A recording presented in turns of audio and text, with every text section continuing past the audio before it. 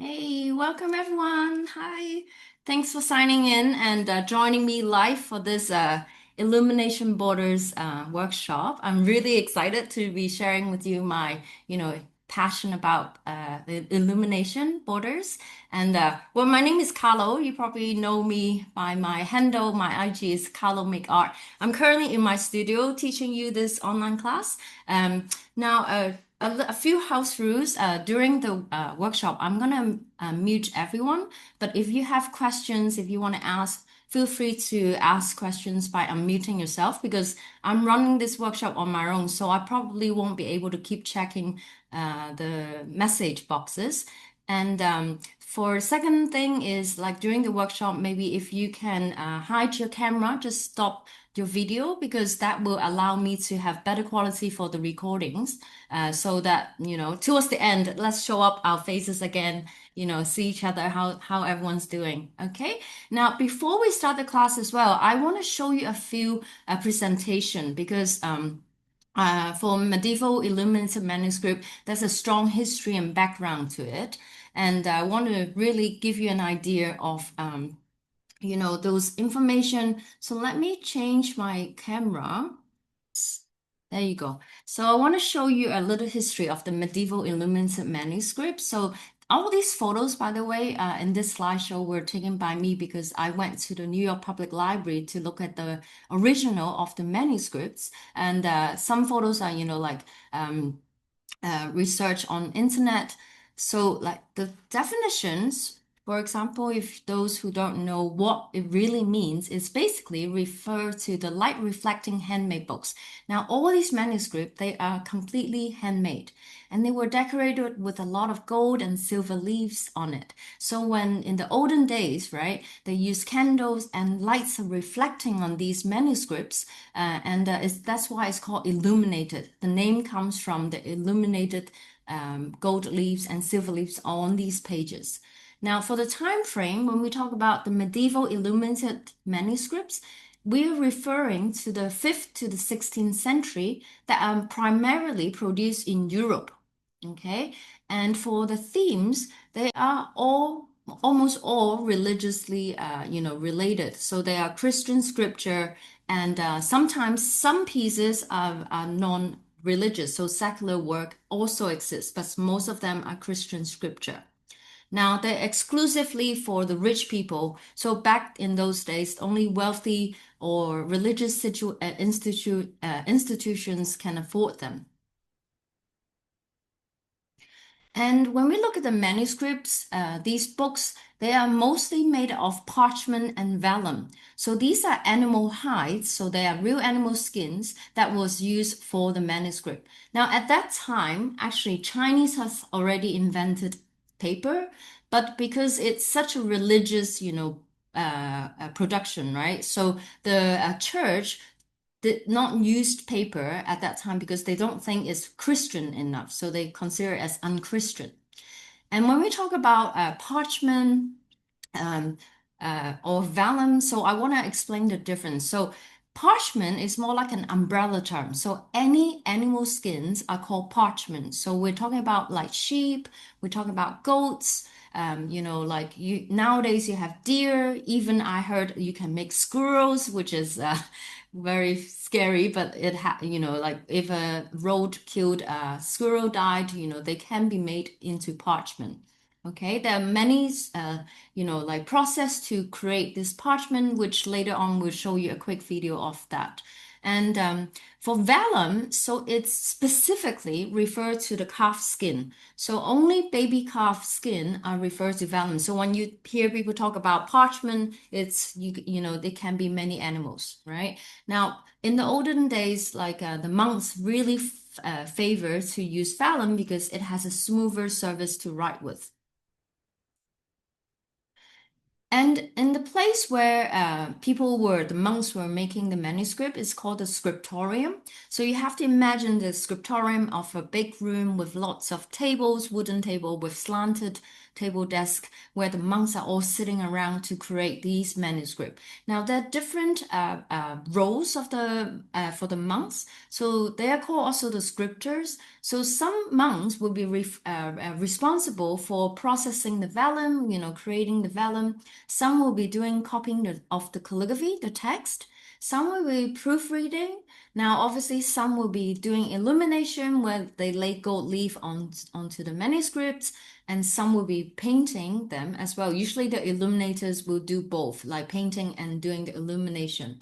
Now, they can only work during the daytime, which is very interesting because, they have only the daytime to work because they don't want to take the risk of where the fire can burn, the precious books down. So they're not allowed to work during nighttime.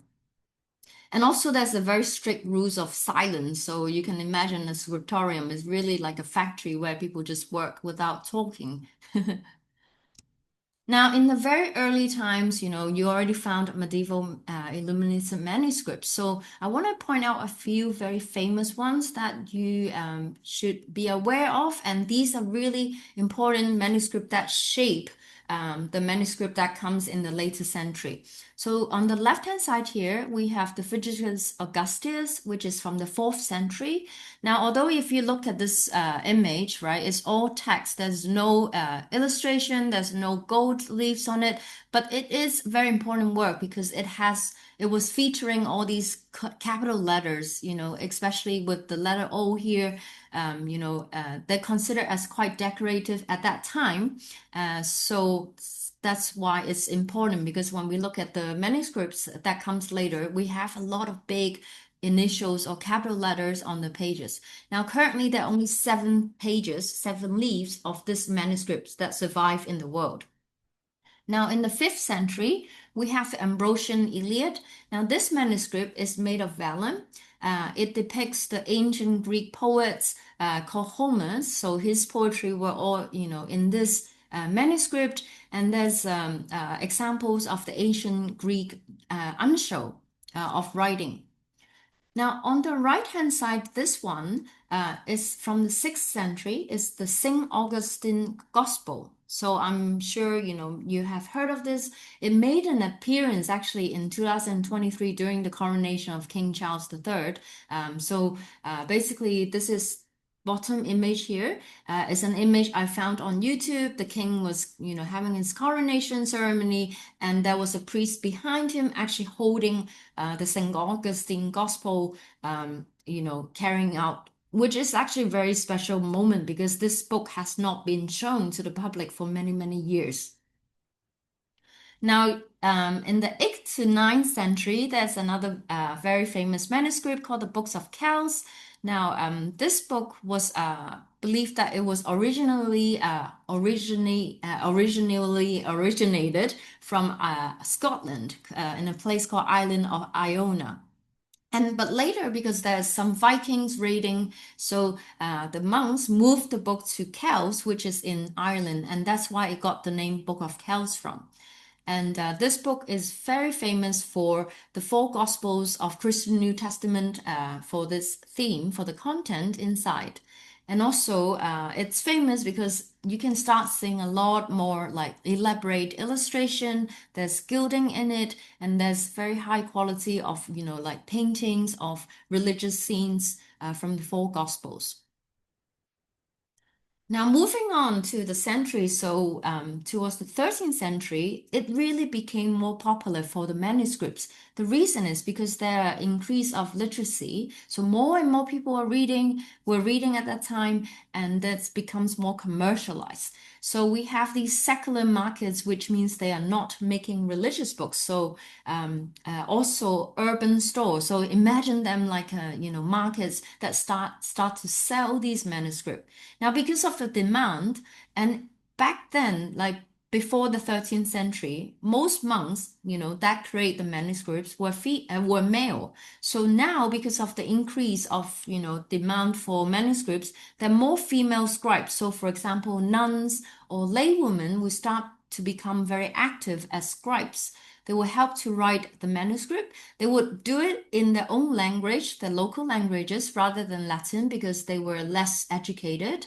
But for women, I guess they are a little bit more personal. So what I found is interesting is when I read about the story in the manuscript at the bottom, at the border, they might sometimes add their own little notes to show that, to the readers that these were created by female and asking the readers to send them some prayers.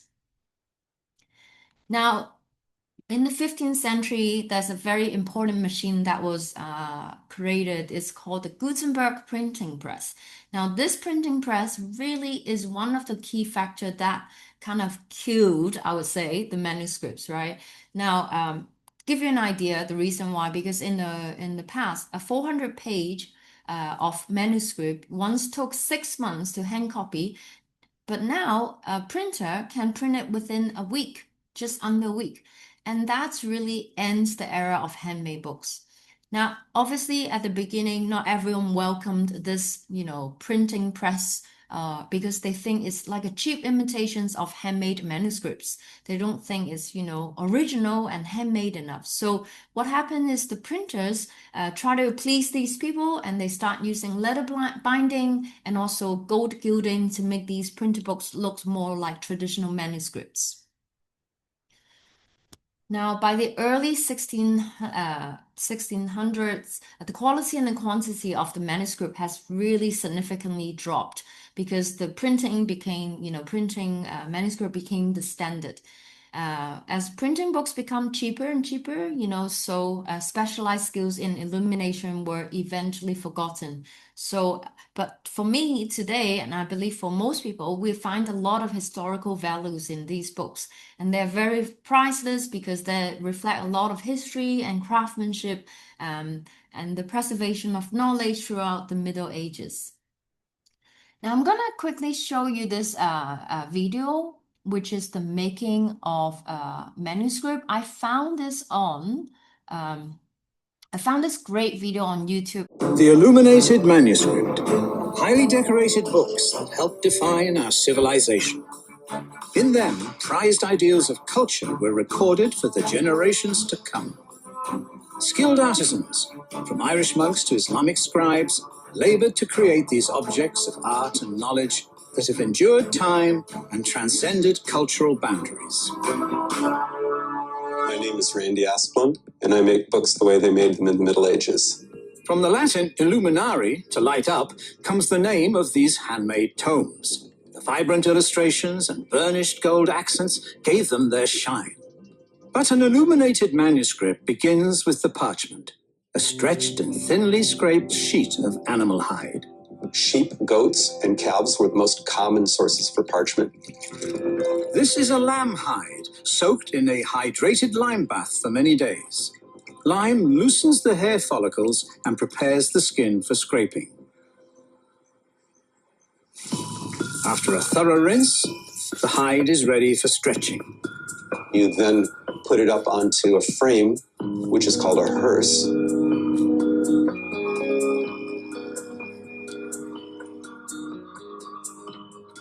And then scrape it with a crescent-shaped knife and make it paper thin. The process is laborious. It takes several hours to scrape the skin to the ideal thinness. The hide is left under tension to dry. As it does, the hide undergoes a remarkable transformation, whitening and becoming more opaque. Once it's dry, you cut it away from the frame, and then you cut out the pages that you need. The pages are a spread. It's called a bifolium. Bifolium refers to two pages joined by a fold. When the parchment is ready, the calligraphy may begin. Randy writes with a goose quill pen, holding the parchment flat on his 15th century style writing slope. Next, the design process. The illustration is first etched into a waxed tablet, the sketch pad of the time. The final design is copied to a thin parchment, which is pricked with a pin to outline the image. This is then placed over the main parchment and sprinkled with soot, leaving a dotted line guide for Randy's hand. Once you've got that dotted line, you can then take your stylus connect the dots. So you now have kind of a sketchy drawing.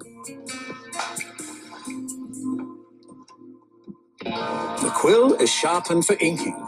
Goose, swan, crow, the feather of any large bird will do.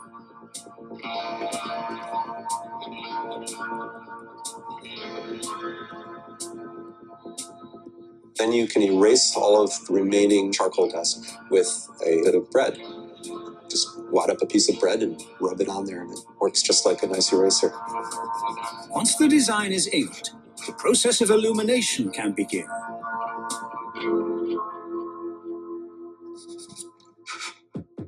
Plants in Randy's garden provide some of the colors. Rue is crushed to get green dye. Unripe buckthorn berries make an intense yellow. But the most spectacular feature of the illuminated manuscript is gold leafing. To prepare the parchment for the gold, Randy creates a gesso. Gesso is a mixture of animal skin glue, chalk, red clay, and honey. It creates a uniform, very smooth, and slightly raised surface for the illumination. Once the gesso has dried, its surface is smooth for the gold leaf. This gold has been hammered until it is so thin and so light, it will float on air currents. You lay the gold leaf, let it just drop down on top. You can press it with a cotton or a piece of parchment. As it's nearly finished drying, you can start to burnish it. Burnishing is when you smooth out the gesso underneath the gold so that it's as smooth as glass, and that makes the gold as smooth as glass, giving the impression of polished metal. Randy's burnishing tool is a dog's tooth set in a handle. An illuminated page is a work of art. But when many are brought together, the whole is greater than the sum of the parts. A book is made up of gatherings called choirs. There are usually 4 or 5, sometimes more, bifolia that make up a choir. They're folded together first. There are holes put through the gutter of each one. This hog's bristle needle has no eye. The thread is tapered and wound on with the help of beeswax.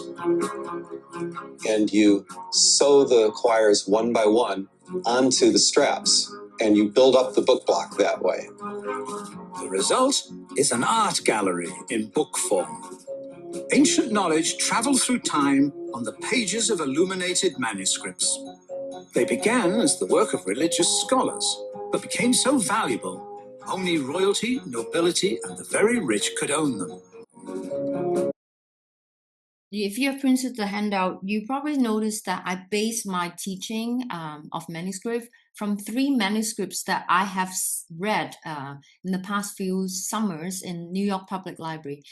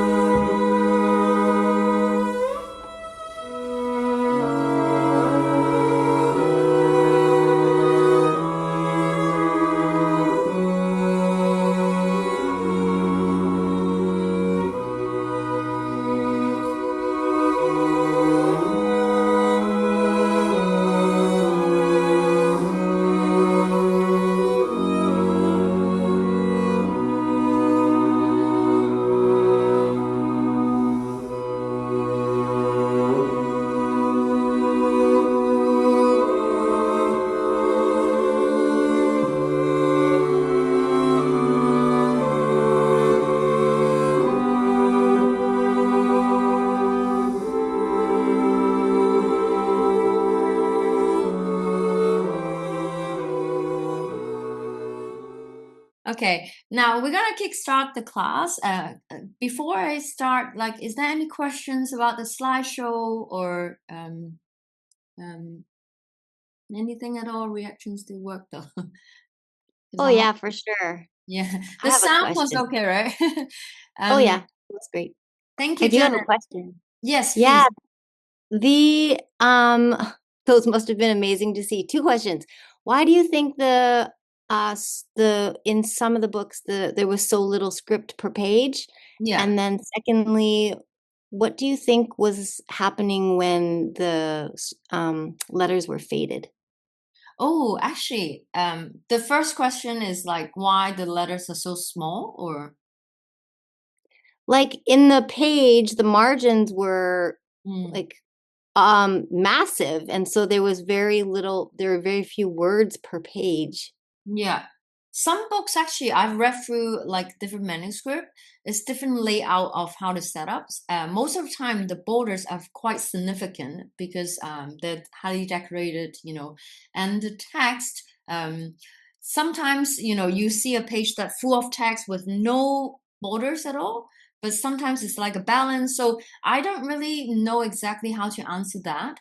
But when you ask the second question about the fading, actually I think it was in the third manuscript that you can see it was faded, right? The reason is actually because vellum, you can actually scrape or erase it if you made a mistake, or if you want to change the whole page. So in the old days, because vellums are very, like precious, or sometimes the people, the how do you say, the commission people or people who are patronage, they will ask the monks to erase the page and rewrite things. So I think that page, when you saw it's a bit fainted, it was not. What I think it was is they were scraping it, but they didn't finish the job. Yeah. So Fascinating. yeah, and I was actually, because it's with sound, I wasn't able to. I don't want to interrupt you while watching video. If I were to describe that page when you saw that it's fainted, it was because it was scraped off halfly, but they didn't do a complete job. Because sometimes when I read the manuscript, you can see it's completely erased, but they redo it and they leave a little bit of mark of like not imperfection. Yeah, and because Very cool. Thank Janet, you. no problem. Janet asked such a cool question. And when I went to New York recently, I taught this class in person, and I went to visit Pergamana. Pergamana is in New York, which they produce vellum and parchment. They welcome visitors to visit as well. And I was talking to Liv, who is the owner, and she showed me this. Let me see, I pull it out. Like this is a sheep skin, right? And what is interesting is among all the animal skin, sheep skin is the one that you cannot erase completely, meaning you can't scrape off the mistake. So in the medieval times, when people are signing contracts, they use the sheep skin, because if people try to change the name, there's a halo that will show up after scraping. Yeah, so what I found is interesting. But other parchment, like gold, or like vellum or baby calf vellum, right? They can be erased completely. Yeah. Okay. Now, if there's no more question, I'm gonna crack on. I'm gonna show you my desktop view here. Expand everything. Now, I've printed out my handout, and I hope that you have it with you, because I'm going to focus like we're gonna learn from this page by page, basically. Now, at the first few pages, let me try to see if I can show everything. Okay, so you can't see the whole page. It's quite big. Let me zoom out. Oh, there you go. Okay. Now you can read through a lot of information, the welcome note here, the supply list. I'm so sorry, because I updated the supply list on the website later on, because I added the calligraphy session. For this online class, I decided to add calligraphy, which we'll learn about textura a little bit. I'm not an expert in it, but I thought if you're learning, manuscript, it would be nice to have some board edge skills to complement the illustration of the illumination. Now, this is the supply list. and also you can read through the terminology. Now, the books of hours, the first book is actually, you saw in the video I showed you. And we're going to learn about this book to paint watercolor painting of these. We'll pick up some flowers and learn how to paint these.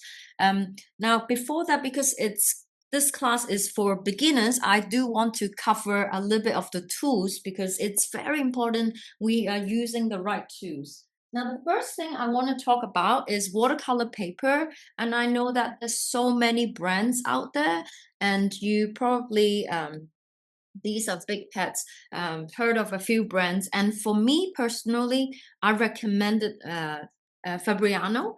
This is a big pet. It's on the link on the supply list. And I use this a lot for my illumination. Or when I call illumination, I mean the whole, like border design. And I must emphasize that there are two types mainly, the hot press and the cold press. Now, when you look at hot press paper, they are smooth surface. Just imagining an iron running on top of the paper, right? Hot, pressing it. That's how I remember it. And when you think about hot press, it's smooth. When it talks about cold press paper, it's textural.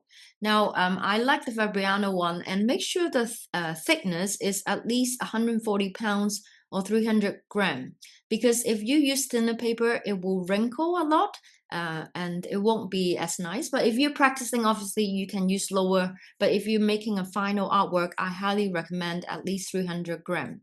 Another brand that I recommended is Archers. I'm sure you heard of it. This is a very famous brand, pretty expensive. It comes with the cold press, and the hot press is here. Sorry, they're really large pets. So they're famous because the quality is really high. Like you will notice it when you paint, when you start doing watercolor, because cheaper quality, they dry up so fast, and then it's hard for you to do all the color blending, all the detailed painting. Now, also, if you're based in America, I think you might have like in Canada, or they ship, internationally. I discovered this. Trust, like I was really like surprised me, because this is a blick, which is, we all know that it's quite lower budget, less expensive. But this one, surprisingly, was pretty good. And it's 140 gram, 11 by 15 inches. And it didn't cost a lot, but I really actually surprisingly love the quality. So you might want to take a note. Sorry, it's such a big pad. If you want to do a screenshot, do it horizontally. Now, if you're based in Europe, as one pet, if I have it, sorry, they are massive. Now, in Europe or London, you can find Cast Art, and this one is also the budget version. Not bad, to paint with, because if you're doing a lot, and also I believe they ship to Europe, so it's called Cast Art. And make sure you're getting the hot press version, because it comes with cold press as well. Okay, so that's about watercolor paper I want to talk about. If you are working with parchment, obviously that's great, if you can, but I think for practice, we don't need to go into the expensive paper yet. For parchment, you can buy scraps. So for those who have never tried, this is from the New York, the Pergamena. They are based in New York, and you can buy this. Like this is a packet, $20 US, and a packet of a lot of samples to try on. But they're really tiny pieces. But I think it's worth trying if you've never used parchment before. Okay. Now, moving on, oh, sorry, one more thing about watercolor paper.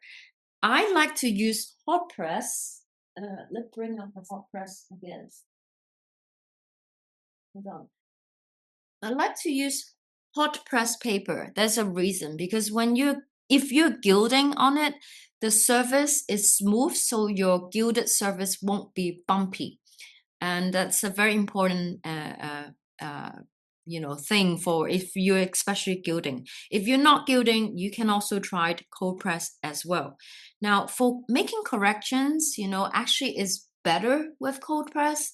because cold press paper are textural, you can always scrape off with, like, for example, a curve cutter, right? You can scrape off the mistake because it's textural, it's less obvious. However, with hot press paper, you can still scrape it off with this, but you have to be more with care, more careful. Yeah. So that's the main two difference.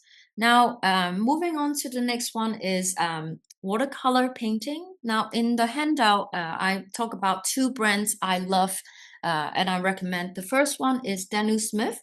So Daniel Smith, extra fine. So for the class, I mentioned the colors. So I'll lay it out.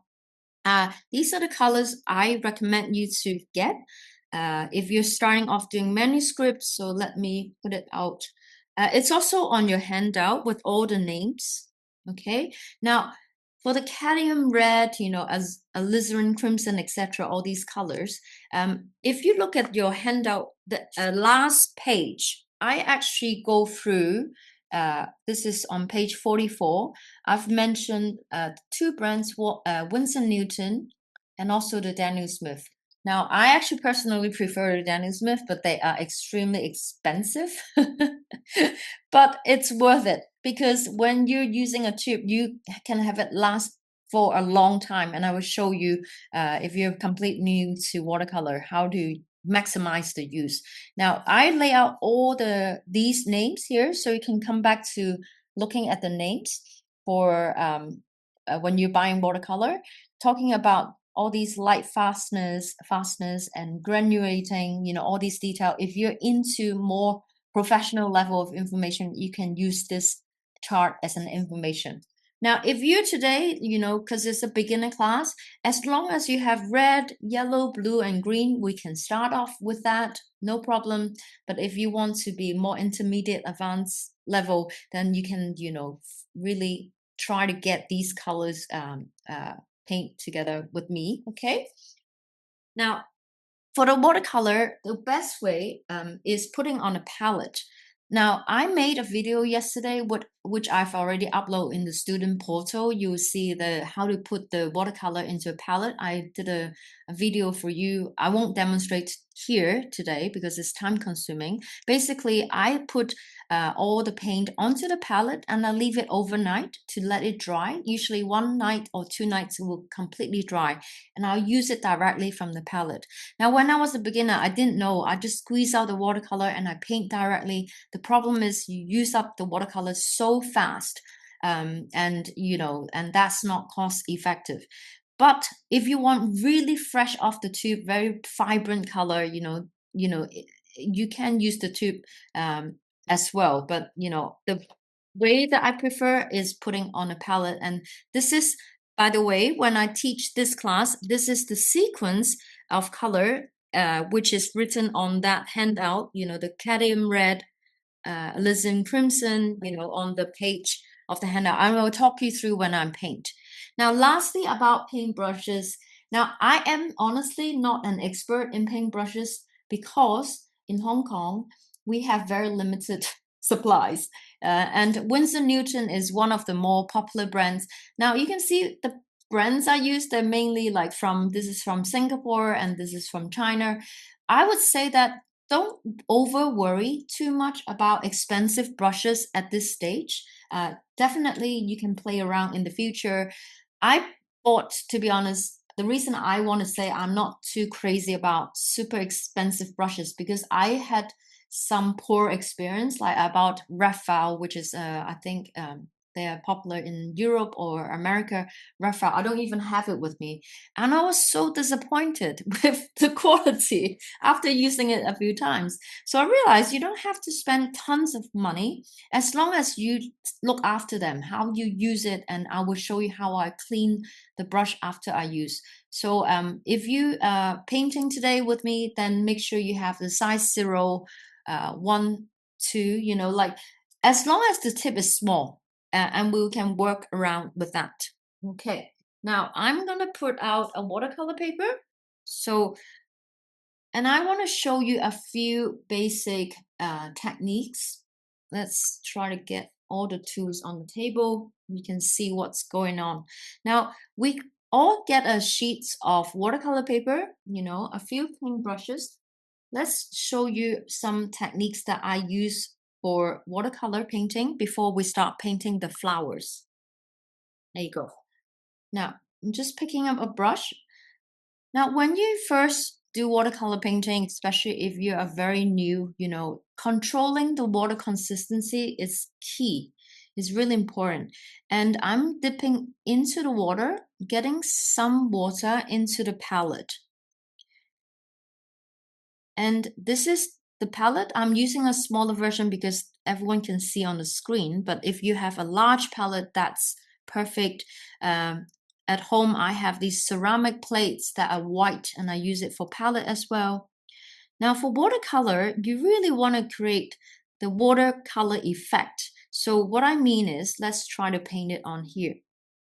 Now there is enough water that allow the paint to be moving. Do you see that? Right? Now I also want to show you when, at the beginnings, some people just put a small amount of water. Let's say I'm coming back to this palette. If you just take not enough water, but a lot of pigments, what happens is you will have this like dry effect, right? So it's the pigment is too much, it's not enough water. So this is what we really would like to avoid, especially in this course. We're using watercolor to its you know, like the characteristics of it.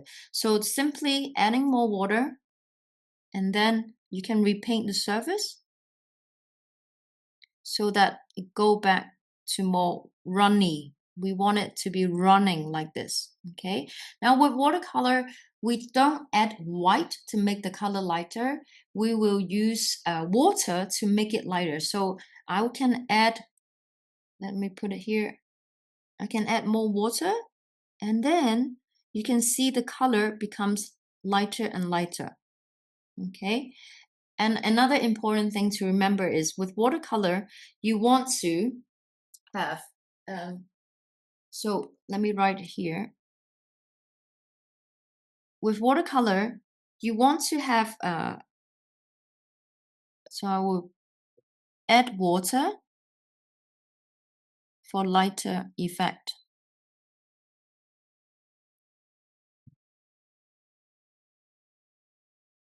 For lighter tone, okay? So this is important.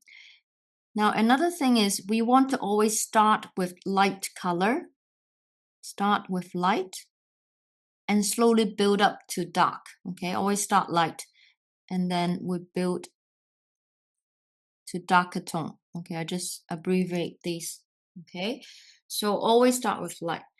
Now, the first technique is a wet on wet technique, and this technique is always used in if you're doing floral painting. So I'm mixing a red. When it's still wet, what you can do is you quickly change to another color. Let's say I'm putting a blue. Now you kind of do it before it's dry. Now you can see if I add a bit of blue here, it's bleeding nicely when it's still wet. Okay, now it's drier. So with watercolor, you work quite fast, right? So let's try again. We have the color here, and you change to the blue. You can see it bleeds like that, right? So this is a wet on wet technique.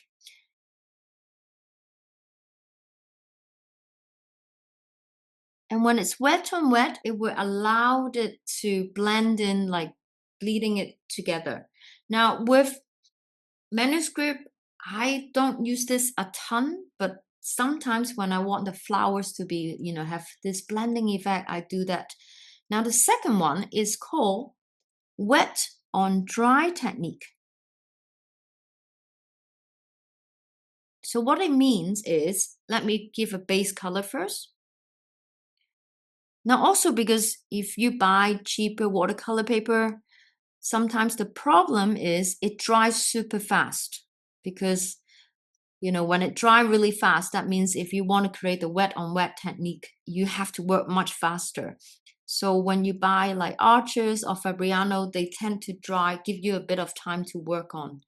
Now, because I'm waiting this to dry and let it dry a little bit, and then I'll put the wet paint on the dry surface.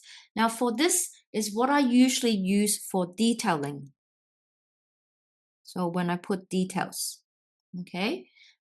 So what it means is, I think it's still a bit wet. Let it dry a little bit. Now, when I do detail, obviously I can't make my watercolor paint too wet because otherwise it will, be less detailed. I want to add just small amount of water. So let's say I'm picking up the blue color. This is the cobalt blue. So I take the cobalt blue and I will just make sure that it runs. Okay, so it still runs. Now it should be dry now, and I can do detail. Let's say I'm drawing lines on it.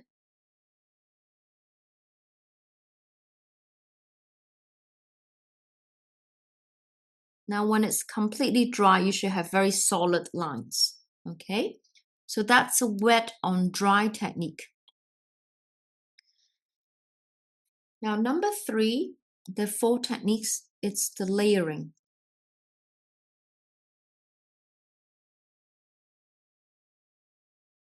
Okay, the layering technique is when you're layering, making colors darker and darker. So I'm coming back to the cadmium red, okay,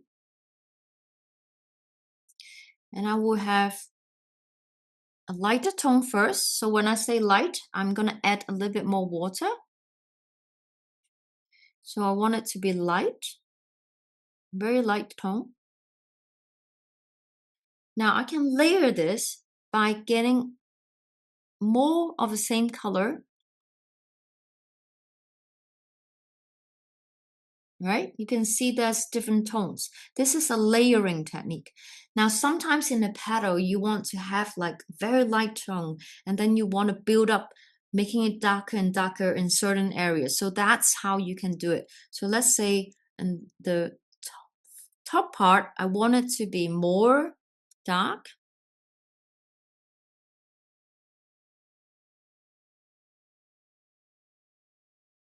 So you can have like a very light one, medium, the dark tone here.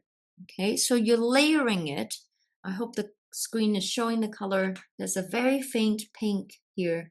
Okay, so that's a layering when you want to create, within a paddle or, that have different tonation.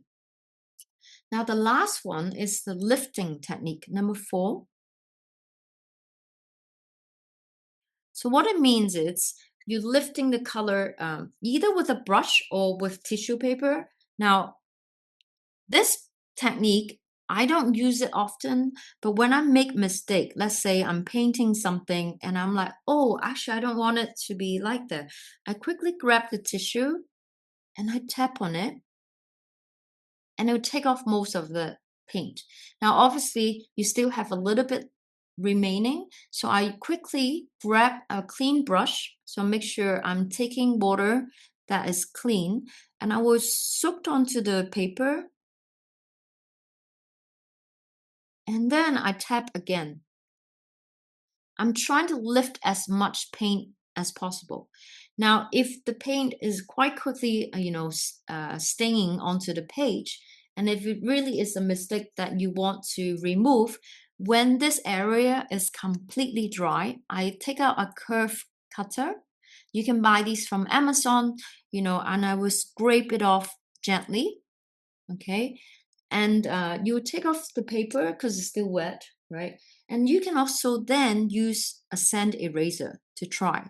Now, I'm sure during the class, we will have chances to show you the actual removal. Now, with lifting technique, you can also do, let's say I'm mixing another color, a little bit lighter to start with. So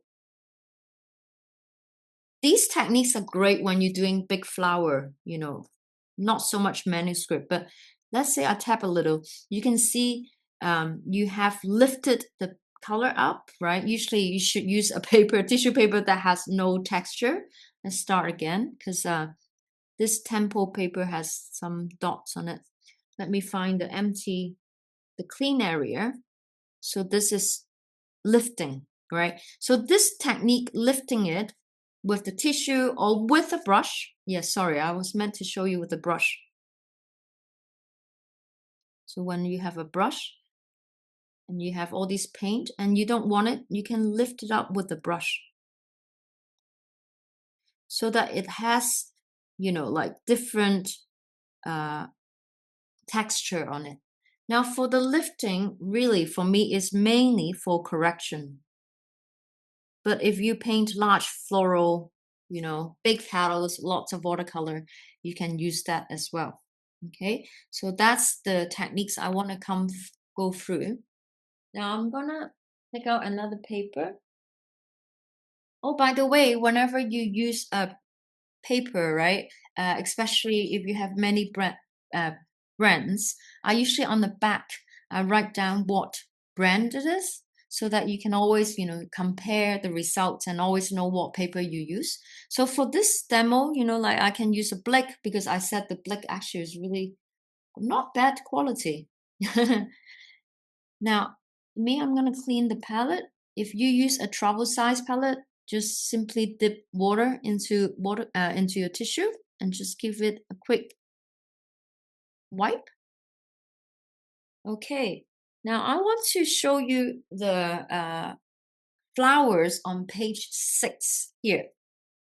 We won't be able to cover everything, but I want to go through like all these flowers to start with and using the techniques we talk about to give you an idea. So now, when I do manuscript, I always pencil draft as well. So we'll use a pencil. Now, I like using mechanical pencil to draft. That rather than like a normal pencil because it's give me finer lines. And recently I bought this. This was introduced by me by a calligraphy friend. You can take a screenshot. It's quite a cool mechanical pencil. It's by Uni Kuru Toka. And what is cool about the mechanical pencil is when you press it, it will rotate every time. So it basically helps to sharpen not sharpen, but at least it keep turning. So you will notice that it's really fine to write with compared to other, you know, mechanical pencils. I kind of like really like this and I've been using it for a while now. Now, the first flower we're going to try is this one. Okay, so you have your reference with you and it's the easy version. Now, we could do a couple of them. So we draw the center with a circle. So this is relatively straightforward, right? We draw the petal. Now we can have like 4 petals or 5, you know, just go in curve. Because mainly what we want to learn from this is the painting technique. So I'm going to draw a couple of them.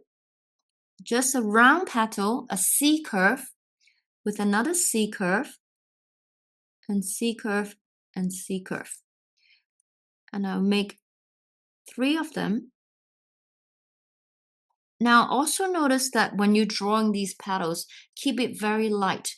Do not press the paper like this harsh, okay? We're not doing very heavy lines, so not like this. We want to keep it as light as possible. Okay, now once you have this, we can use a kneaded eraser, okay? Now, the kneaded eraser, the one that I highly recommend is the this brand, Fiber Castle. So I've tried a couple of different brands, and I noticed that they, you know, some don't really work very well. When you have a brand new one, you can tear it off. I usually make it into half, and I use just that. I make it into a ball shape. What it does is when you do watercolor painting, I can't just paint directly on here because it will seal the pencil mark. So I will use this to tap, tap, tap and try to remove the pencil line, but as long as I can see a very fainted guide, right? You can still see the image of the flower. That's good. Now I'm picking up my paintbrush again. I'm using a size 2 brush here, size 2. You can have size 1. I wouldn't suggest smaller than size 1 because it's a little bit too small. So using a size 2, I'm gonna just paint using a red color. So if you want to know specifically, I'm using the cadmium red. Again, put it watercolor. Now another tips I want to share with you is grab a piece of scrap paper. I call it the watercolor paper testing. So always have the scrap paper to test, especially if you're a beginner, because it's really hard to tell from your eyes whether it's, a perfect tone, so use it to test. Now I want a very light tone. I'm using the layering technique. So make a very light color tone first, like almost this faint, okay? So we'll paint on all the petals. Now, when you have a little bit too much water, use the lifting technique. Do you see I lift with a brush, right? Sometimes the first few strokes, you may have too much water. Now I'm gonna zoom in a little bit more so you can see it. So I'm just doing the petals all at the same time. Use the light color. You can always test on the paper. Because I'm gonna build up the colors gradually. Now, when you're painting, if you want to avoid going out of the pencil lines, you can also do this. Tilt the brush, the paintbrush a little bit vertical. You draw the outline, just a very faint outline, and try to paint within it. If you're not very good at controlling the brush at the moment, you can do that. Outline it, outline the C curve, and paint within.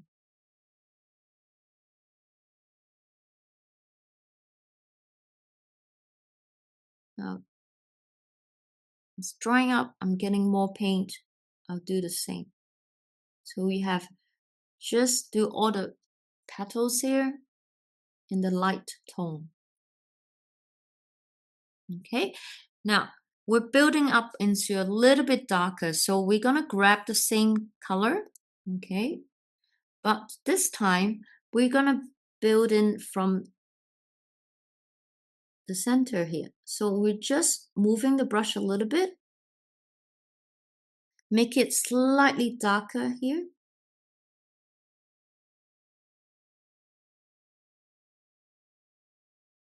I usually start from the center and move outwards.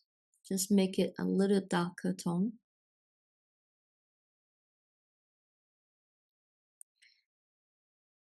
Now I'm not painting the center yet because that will come in later when I use the gold paint.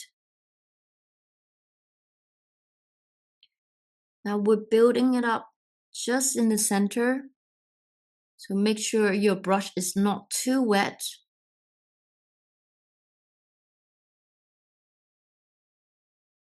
Sometimes you can do a couple of layers to build up this darker tone. Coming back, that, okay. Okay, now the next step is I'm gonna outline all these details, the flower petals. Now, when we do outline, it will be a wet on dry technique, right? So I'm cleaning the brush. Now, the way I clean the brush is, I also want to show you, I have a glass of water, I put the brush and I shake it quite vigorously and try to avoid stabbing the brush into the bottom of the water because you will damage the tip, right? I'm shaking it a lot. And then you grab a tissue paper or kitchen towel. Now you can rotate it on your paper. So I will twist and pull at the same time. Now avoid using your fingertip to press because the more you do this, the more pressure you're applying onto your paintbrush, and it's easy to make it blunt. So always just rotate, and it will take off the water. So this is important to keep your brushes long lasting. Now I'm actually gonna use a finer paintbrush. I'm taking 0 brush. Let me grab the 0 brush with me. So it's really like very fine. Now, because sometimes I also want to show you, if this ever happened, which ideally should not be the case, but if the hair that comes out, this is a 0, which is really fine. And what I tend to do is I will bring a pair of scissors and I go to the edge of here as close as possible, and I will trim it out so that it doesn't interrupt my painting. Now I intentionally bring up this because I want to show you what happened when this flare out, when the hair.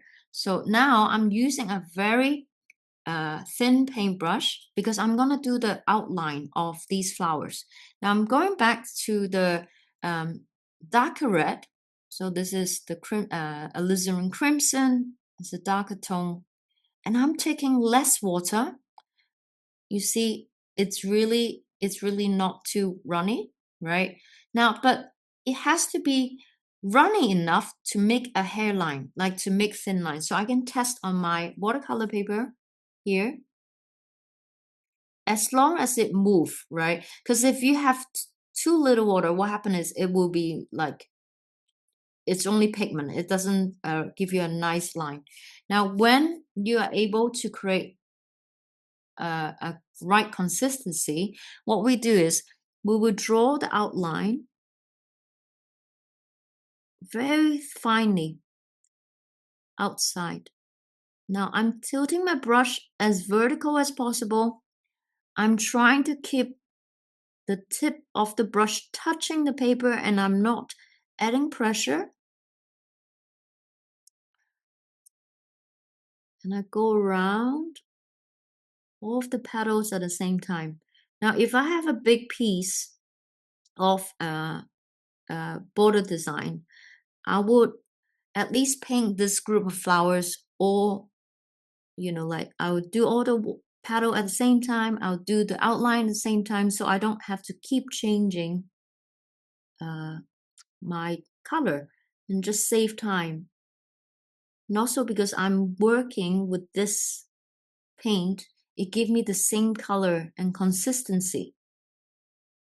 Okay. Now, if I zoom out, this is actually quite fine, and this is just a Chinese paintbrush, nothing fancy. Cost me a couple of, like maybe $2. So it's not expensive, but it's really about how you look after it. Holding it higher, vertical, and do the line. And you can always practice on a scrap piece of paper. Now, once we have this, I'm gonna draw the stems. I'm gonna change it to a green color. So I'm coming back to the palette. Shake, shake, shake. So shake, shake, shake. Do not press on it, just tap on it, rotate the brush at the same time. It will remove most of the paint. And I'm coming to here, and I take up the Pythonal green. Now, because I'm doing detail, always remember when we do detail, we don't want too much water. We want just enough to keep the paint flowing, okay? Again, I'll test it on my paper stripes here. Perfect. Okay, now I actually, when I do flower, like if you want to plan the whole piece, yes, do all the pencil drawing. But when I'm practicing, I just like practice drawing the C curve. So I will start from the center and pull the line. Oops, pull the line towards downwards, okay, in a C curve. And ideally smoother than what happened. And I will start again. And you can pull it It's a C curve. Now for this one, it can stand on its own like that. If you want, you can add another flower, something lower to create a composition. Now, once we have this, we're going to draw these flower petals. Sorry, the leaves, not flower petals. Now, for leaves, if you want a freehand, I want to show you a technique. So I'm going to go back to the green. Now, I'll make it a little bit more runny because I'm painting the leaf.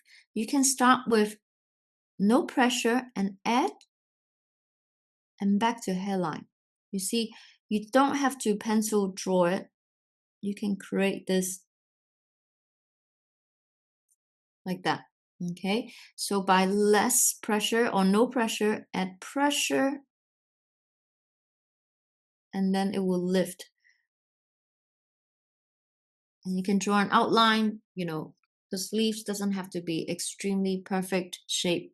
So I will pull and press like that. Can come back. Oh, sorry, I'm off screen. So I start again, sorry. Start pulling and pressing. Okay, you can create these little leaves. Now, you can apply the technique if you want it to be more advanced. You can, right at this moment, you can add another green using a wet on wet technique. If you want to, when it's still wet, right? So if it's still wet, you can like tap, tap, tap, and then it will bleed nicely together. But I'm trying to keep it simple for currently. Like, I don't want to complicate it yet. I just want to show you, like how you can add some leaves without drawing with a pencil. You can also add a line. What I just did is I can pull a line like that. So it gives the idea of like a reflection of a highlight. I'll draw one more.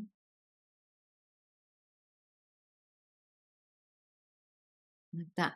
Okay. Now, once you have done this, we will then pick up the gold paint. Now, the gold that I use the Finetech, this brand. The box is here. Okay. Pearl Colors, I think this is the name. The full name is Finetech Collyrial. Okay, it's made in Germany. And I love using the Arabic gold. So I usually just take it out from the palette.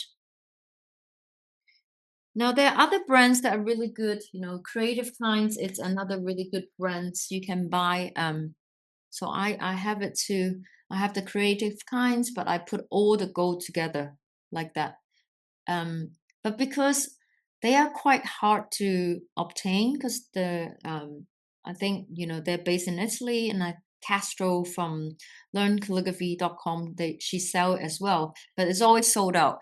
And I don't really like trying to fight things online, trying to be on time. So I find the Arabic gold with Finetech is really good gold, and it's a great start.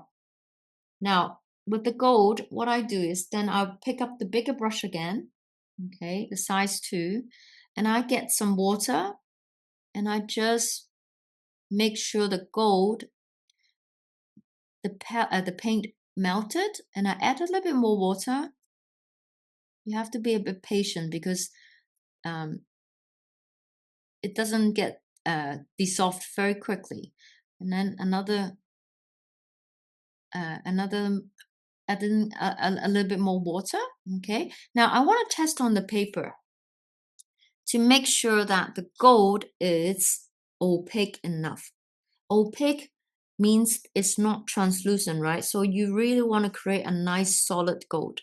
So I will put the dot here in the center.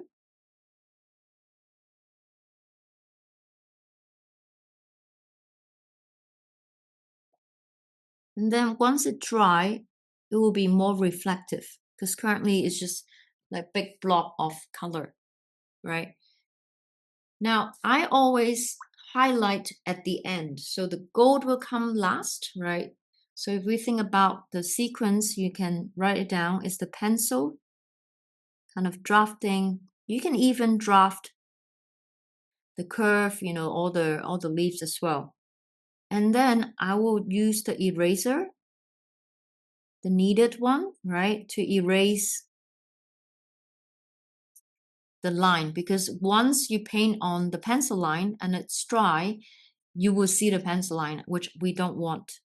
Now, then I will use the watercolor paint, but in the light color, very light tone. We start building using layering technique to make it darker. So to make it darker, some parts, not all of them, right? Now, also what I then do is I will do the detail. Now, when I draw the detail, what is important is using a smaller paintbrush, smaller brush. Also, you need to have less water in your watercolor. Sorry, less water, not less watercolor. Okay, let me erase that. So less water in the paint, in your paint, okay?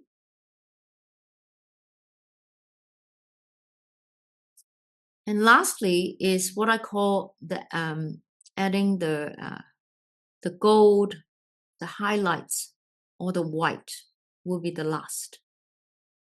So this is kind of the sequence that I do most of the flowers, really it is, and we'll be repeating this process a lot, and hopefully will help you to remember it.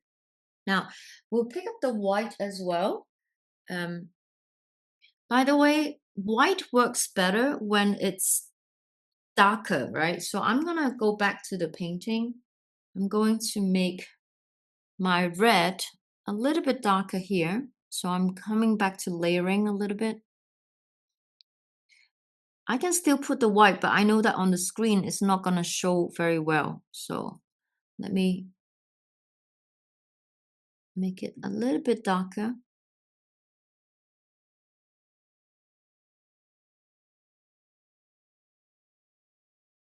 And I think one of the charms of medieval manuscript, when you look at it's the detail, it really is like sometimes you discover, wow, there's a white highlight here. And which, if you look from afar, you don't see that. But when you come closer, you can see that's the magical part of manuscript, the supreme details. Okay, I'm gonna make it a little bit dramatically darker so that it shows well on the screen. Because if I add the white here, now when you have this, right, it looks like not blending well. So I'll pick up some water, just plain water, and clean the brush. Just water, and then you can kind of like do quick brush stroke to kind of blend it.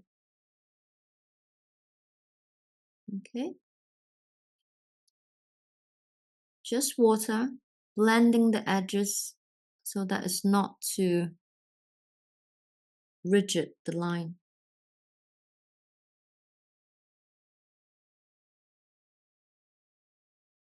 You can see it's softening it.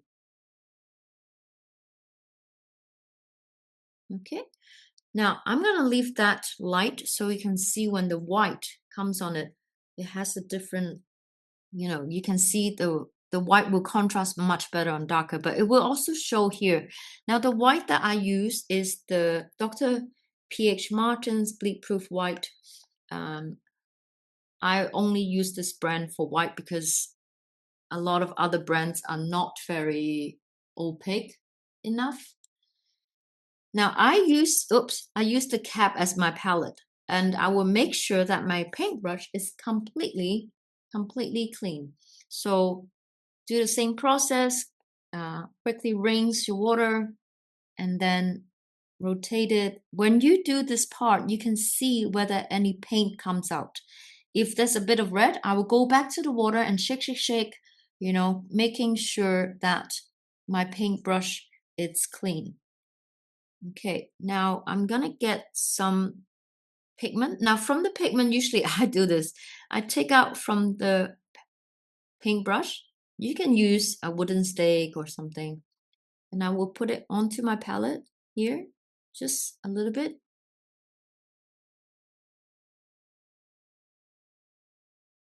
Okay.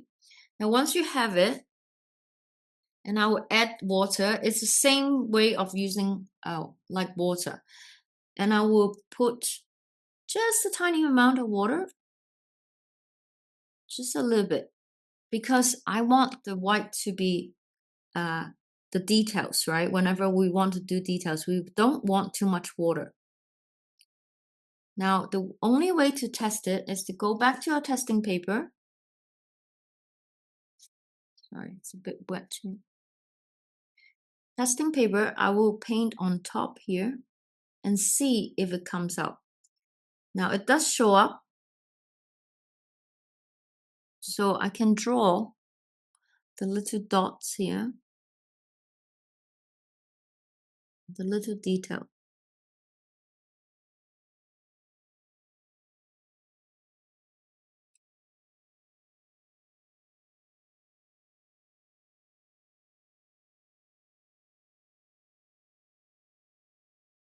Just a straight line, right? To give a little bit more detailing to your painting. You can also sometimes add it on your leaf as well. If you want a bit of highlight, you can draw a line. So that's how I do it. Now this is an easy version from the handout. And all these, basically, if you're looking at the handout here, on page 6, they are the original borders from the manuscript, but the book actually looks like this, right? With a lot of text, a lot of initials and line stoppers. We'll come to it later. And the borders, when you open the manuscript, you have the border on the left and the right. And in the manuscript, they're usually painted with animals like birds and insects and sometimes mystical creatures. And they come as a pair. Now, what I've done is I extracted this part and make it bigger here. So you can actually turn these, into bookmarks. And I've done a couple of them for personal fun. I copy on watercolor paper and I make it bigger, and I think it's quite pretty just to look at. And now we're gonna try this flower, which is one of my favorite flowers, and it's so commonly used in manuscript. So I've been to the New York Public Library for the past three years, and so every summer, after a calligraphy conference, I try to stop by New York, and I've seen so many manuscripts, over like 20 books now, and a lot of them use this flower, so it must be like a popular choice. And I think this is an English daisy. Now, okay, let's come to this. We repeat the process a little bit. We're gonna pick up a pencil, okay, and we're gonna draw. Now it's relatively easy for this flowers, but I really like it because it really looks traditional, especially that color combination. Now you draw a V shape, okay, and you draw the C curve. It's like a pizza, basically. And then you make another, extend the line a bit, and you draw another kind of C curve and come back.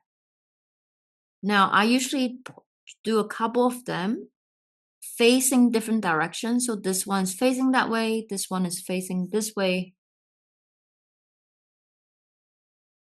Okay, it's quite simple. A triangular shape or cone shape with 2 layers. This is where the pink will go. Actually, I should make the pink a little bit bigger.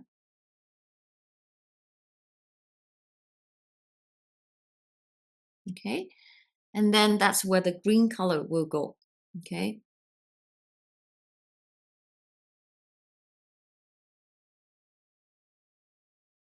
a little bit more pink. Now, also I can do a round shape like the bud. Okay, and you can draw the curve. This is now I want to show you with pencil. So I'm going to pull the lines with the C curve, right? You can connect them together, C curve. This can come out from the same stem. Now the leaves, you can draw it. It's very simple, C curve and C curve with the line. You can build however you want them to be. I'm not really copying directly from the manuscript, but taking the inspiration. Okay, something like that. And I want this to be a little bit bigger.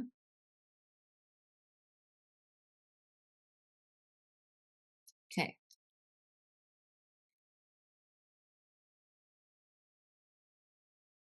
Now the next step is you pick up your kneaded eraser, right? I'm not using the plastic eraser because when I do this, everything would disappear. But if I use a kneaded eraser, you can still faintly see. It might not show very well on the screen, but the image is still there. But at least the pencil line are mostly removed.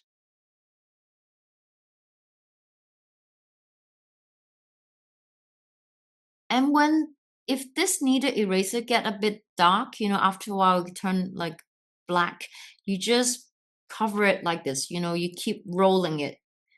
Yeah. And get a clean surface to tap on. And I absolutely love this eraser. I use it for so many things. Okay, now it might not show very well on the screen, but you hopefully can still kind of faintly see what's happening. I'm going to pick up the bigger brush. I am using the size 2. Okay, size 2, because I'm going to do all the painting first and the light color first. So let me give this a quick clean. You can see what's going on again. Now, this is a very small surface area to work on. I don't recommend it if you're working at home. Usually, when I'm not teaching, because I want to keep everything on the screen, you can see what's going on. But this is a standard size that I use when I'm painting normally. I have, even bigger palette, but this is a great surface to work on. Yeah, so this is the palette that I use normally. Let's try the Alizarin Crimson. Make more water. You see, it's hard to tell here, but we have the testing paper. So we come to the testing paper. I'm going to use the side just to check. Now, it is still quite dark. I want it to be lighter because if you look at the reference, it's almost like translucent, but it's a very light suggestion of pink. Okay, something like this, it's great. Okay, now I'm going to paint on the top part of the pizza. So I know it's not showing very well, but let me just give you an idea. Usually the pencil line will be more fainted, but you can see I'm painting just here, very light tone.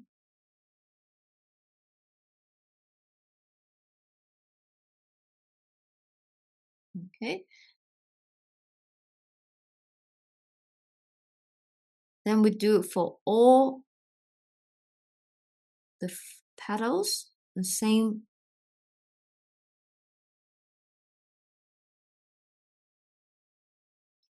And then I have this little bud just on the top. Now, if you work fast, when it's still wet, you can do, like, let's say I'm reconstituting, putting a bit of water, right? Now, if you want a bleeding effect, like the wet on wet technique, you can when it's still wet, and you can tap on like the darker color,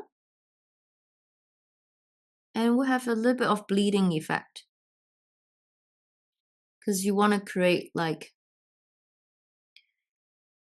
darker and then becomes lighter. Especially you can see the top is a bit darker here. Okay, but this is when you're working with the wet on wet technique. Now, an easier way is using the layering technique. So I'm layering here using the lighter pink, and I just slowly build it to make it darker. So maybe it needs more than one layer, right? So notice I'm not flooding it with too much water. I'm doing it with less water, and then hopefully it builds into a darker tone.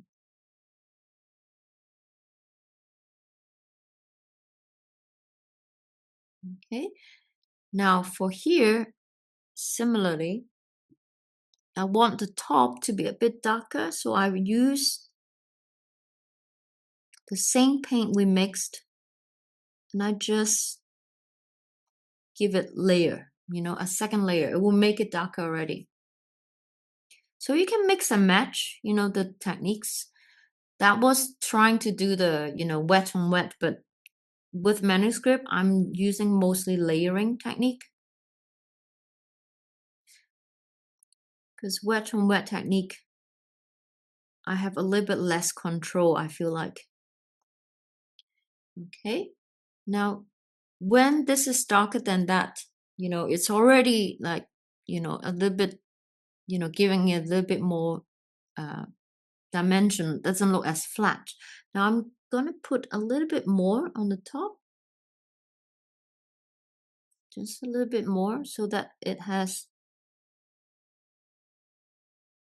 okay.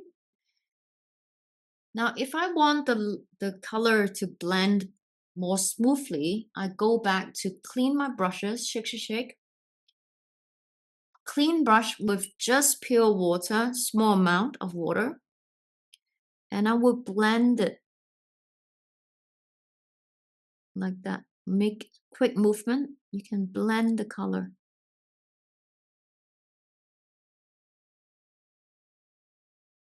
So hopefully, like if you don't want so much lines or dry patches, you can do that. Here, I don't mind, because later I'm going to use darker detail, right? It's not going to show. Now, once I've done the pink, I'm going to move on to the greens. Now I'm going to go with the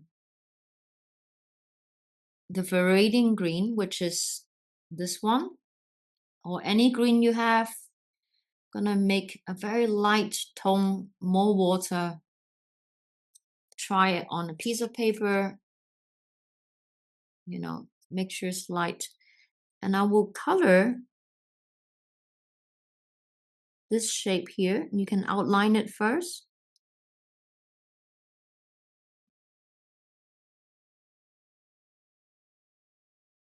Now, sometimes when you do this, it will have more water here. And when it dries, this part will be a bit darker, which is quite nice. So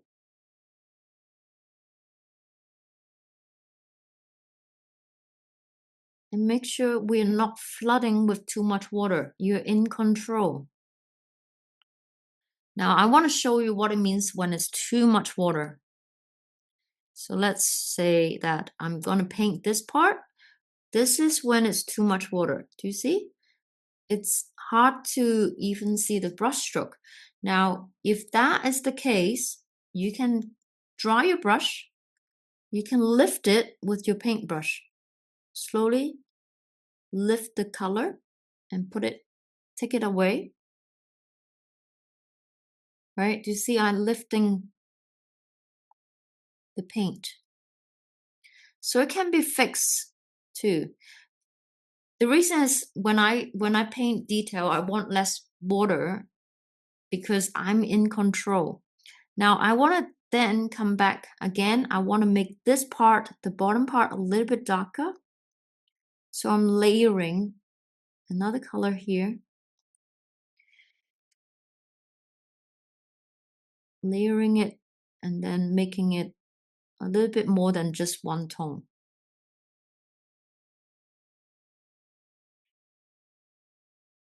Same as here.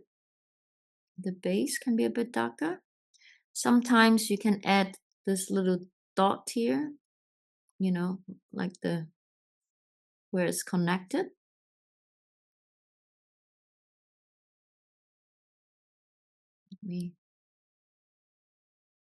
When it's too much water, sometimes it happens to my painting as well, and I just lift it immediately, taking out the color. Okay. Now, once you have this, we're going to work on the details. So we just finished the process of lighter tone, you know, and layering into darker. Now we move on to the details. So we're going to change the brush. We're going to use a smaller brush. I'm using the zero brush. And we're going to grab the red color, coming back to the darker red, the alizarin crimson. I know straight away I put too much water, but it's okay.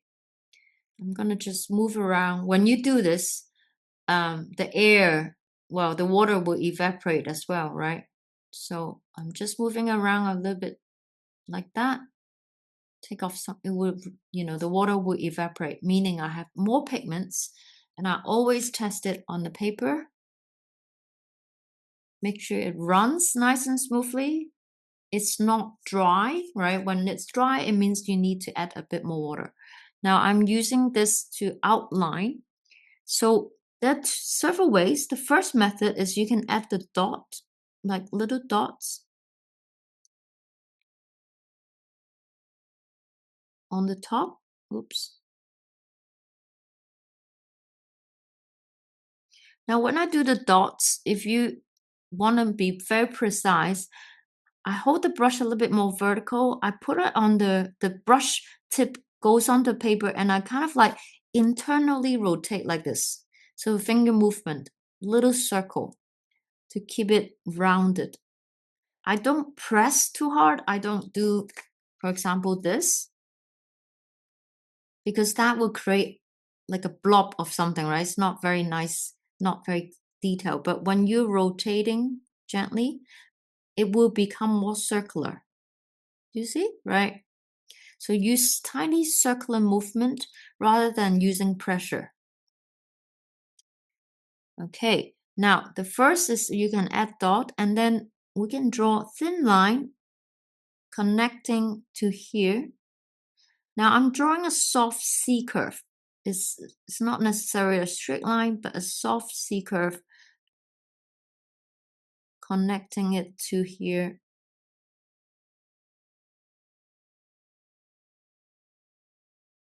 Like that. You can also have, instead of the dots, test the paper. Instead of a dot, you can draw outline like this. So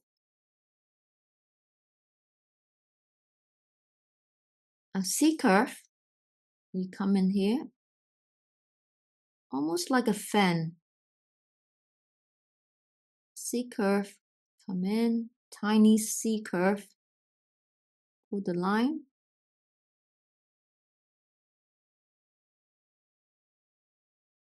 Okay, so you can use both.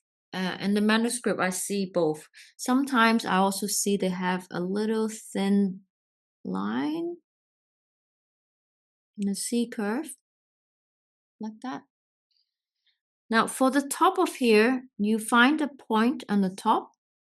Then what we do is we follow this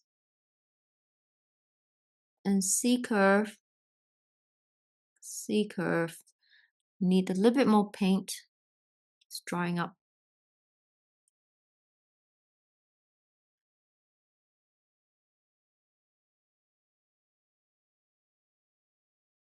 I'm doing it very, very light so I can keep my line as thin as possible. Now we've done the red highlight as the red detail. Now let's move on to the green detail. So I'm going to clean my brush, tap on the tissue without pressing it, check if any red comes out. So far it looks fine. And then I'll get a green color. Now I'm going to use a bit of a darker green, because if I use the same green, the outline is not going to show well. Now, if you don't have a lot of green options, right, what you can do is you can use the green. Okay, let's mix the green first. It's too much water. No problem. Tap it. Start again. Now I will get the same green I was using. Let's say if you have a very limited palette and you want the green to be a bit darker so that it shows well, right? You can pick up a bit of red. I'm using the darker red and just immediately mixing a darker green. So the red I use is the darker one, right? Because you notice the color I gave you, they're one lighter tone, one darker tone. And immediately this becomes a little bit darker. And I'm gonna test on the paper. Always, just even for me, I test it. I don't skip that step because correcting sometimes takes longer, especially so many little details. Now I'm gonna draw just outlining the V shape here, right? You can see that in your handout, they have this very thin line. So C curve, come down, C curve, come down, like that. Kind of like what we just did here.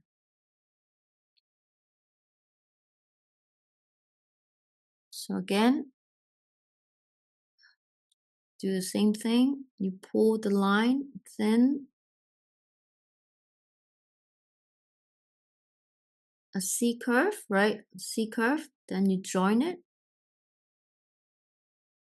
Now the paint is drying up quite quickly, so I'm gonna reactivate it with water. Sometimes you may have to remix the whole process, you know. So that's why painting takes a long time. You know, I go back to here, then I mix more red. And then, yeah, and then I will pull the line.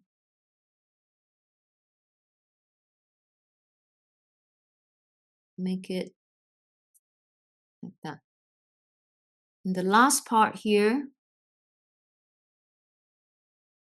now you're thinking, wow, it takes so much detail, but I think that really makes a difference for manuscript, because that's, if you don't have these details, it's just a watercolor painting. Okay, now, so this one and this, we have done it, right? Now we will do the stamps. I'm using the same color. Make sure it runs, check it quickly. Yeah. Now the other technique I want to show you, when you have such a long stroke, quite a long one, you want to use your forearm here, resting on the table, kind of like calligraphy. You're pulling it with your forearm and not using your finger. And when you pull with your forearm, the line will appear a lot smoother. So I'm gonna just start from the point and try to pull, following a little bit of my pencil line, right? And coming back. It dries quite fast, so I have to remix it.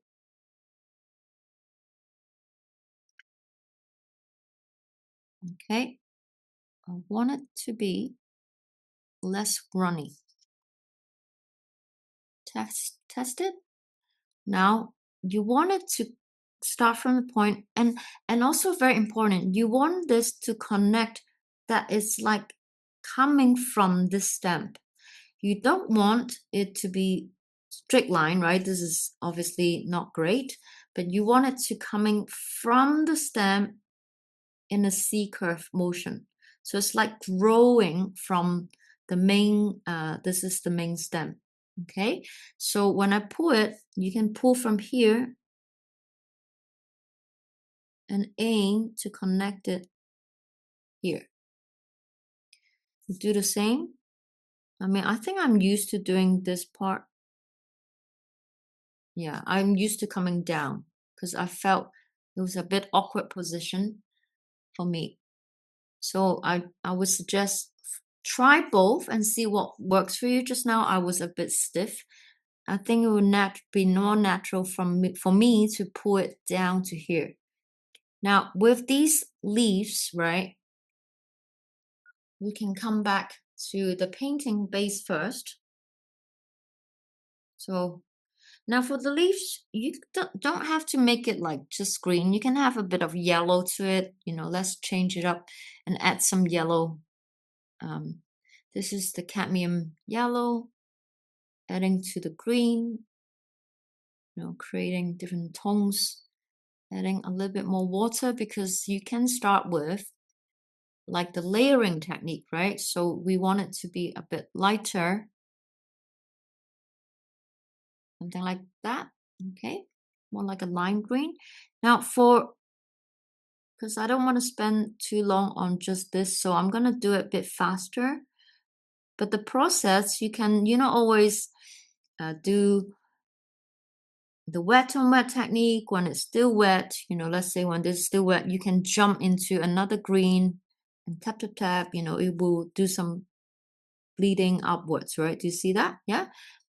So it's quite nice when the leaves are not always just exactly the same tone. Now, in the medieval manuscript, I also noticed that sometimes they have the leaf with two colors. So you can have the bottom or the top of the leaf in a lime green, kind of this color. And when it dry, you can go into getting, the reason I say when it's dry is because if you paint when it's still wet, it will all bleed together, right? But when it's dry, let me do it carefully. You can do another color. Okay, I'm making it not touching yet, but you can do another tone like that. I've seen it quite often in the manuscript, have like two colors. Okay. I mean, all the leaves doesn't have to be exactly the same color as well. Just give a little bit more dimension to your leaves.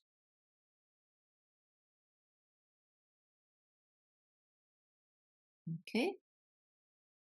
So now once this is dry, we go back, repeat on the same process, which is taking a thinner brush,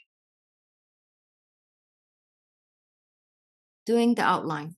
Now, if I'm a perfectionist and I don't want this here, the bleeding, simple way to remove it is using the lifting technique.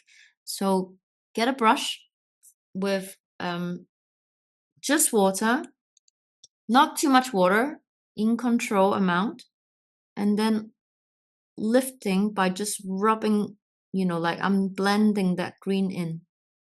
You see that patch of darker green is gone. Okay, now let's do one outline. I won't do all of it. I do a darker green. So I'm picking up a green, adding a little bit already, mixing already a bit of red, right? So you can add a bit of red here. Ooh, that's too dark. Let's need a little bit more green then.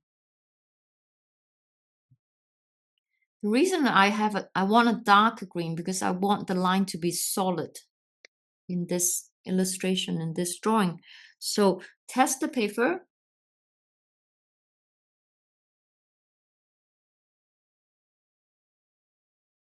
And you can just draw the outline like that, right? It goes around all the leaf.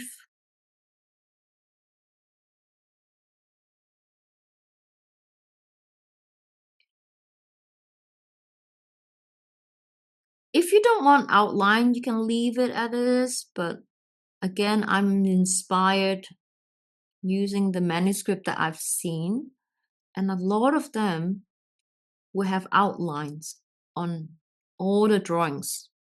Sometimes can be a black outline. Sometimes it's the same color. Like, you know, if it's a leaf, it could be using the green. Now, do you see this? I'm glad I make this. This is when I'm rushing, when the line is chunkier and I haven't waited till this is dry, it bleeding into it.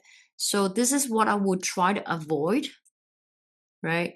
So I'll always make sure when I'm outlining, the area I'm outlining should be dry because I don't want my thin hairline blend into the color. And also I want to avoid rushing because when I rush into these hairline, to avoid rushing and avoid painting when it's wet. When it's wet for the detail, okay? Yeah.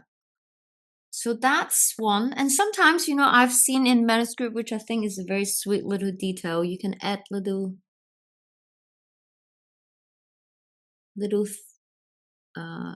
thorns, maybe, just very little ones, short ones, very fine, like that.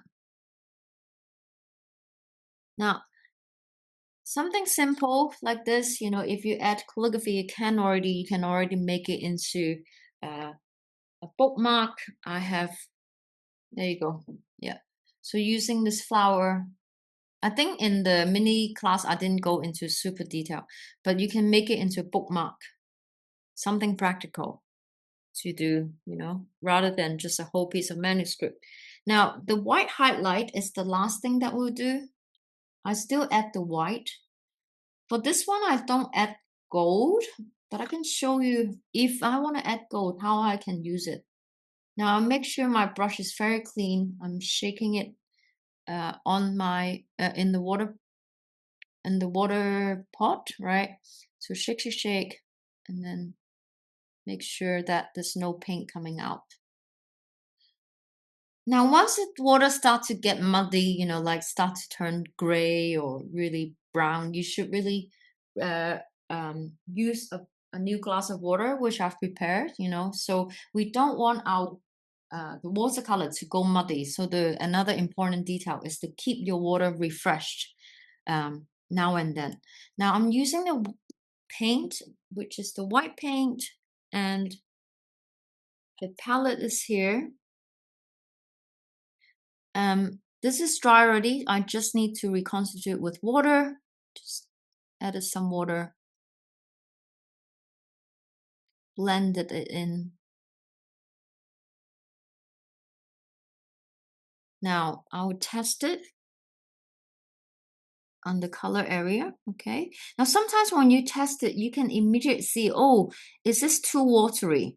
Because if the hairline is too thick, it means you need to put more pigment. So usually I stir a bit longer because I have pigments on this cap already. And I want a very nice opaque white, like that. Give me a thin hairline. Now what I use the white for is to add a little bit of highlight. You know, I can add a thin line here.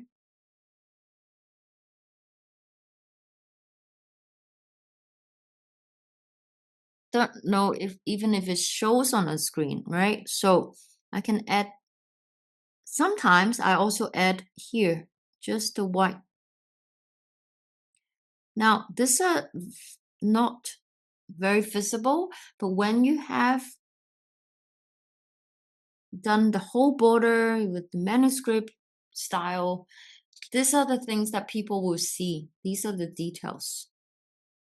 So from this one, you know, what I'll do is I draw a little bit of a few lines just to give it a bit highlight. It really doesn't show on the screen very well, but it is there.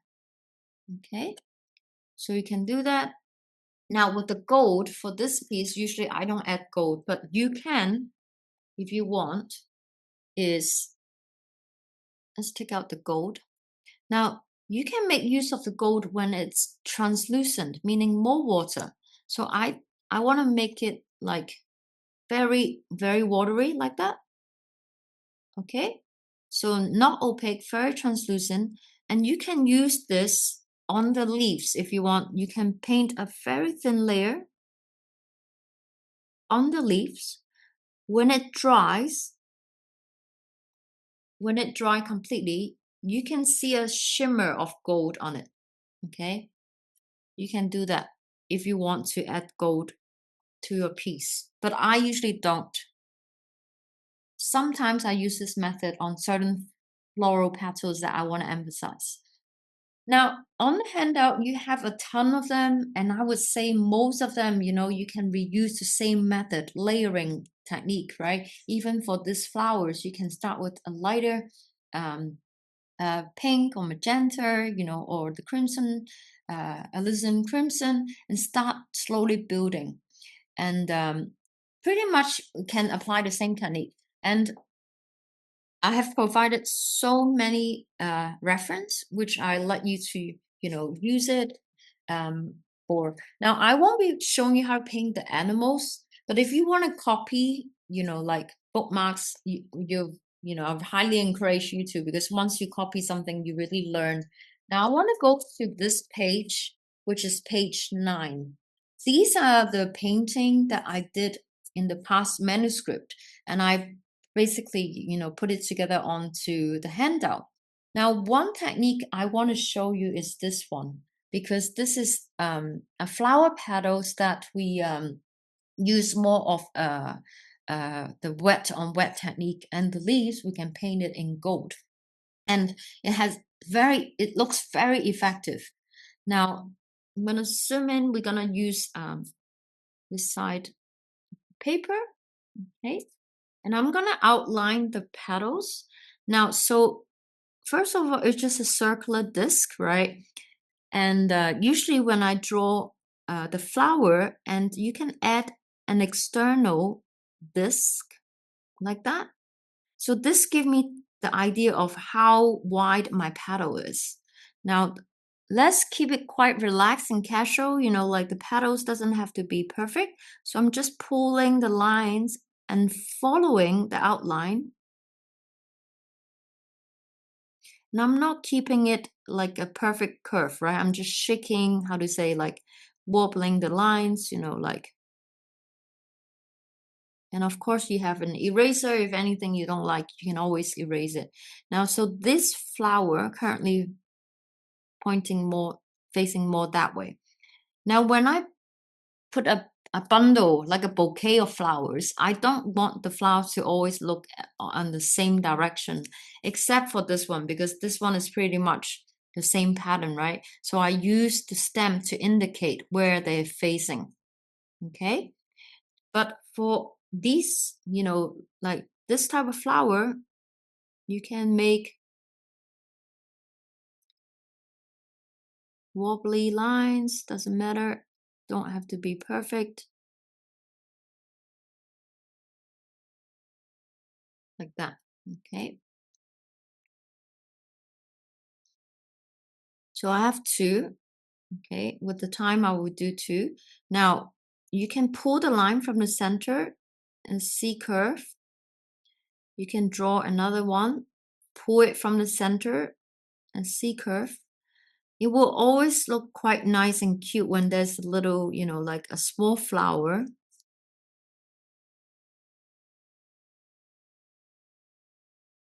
Wobbly lines, just big petals. You can do a small one here next to it.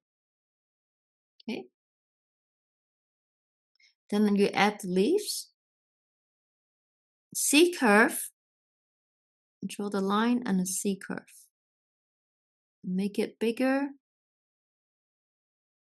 Actually, I'm gonna use the gold on this, right? So I'm gonna have like another outline here. I'm keeping it light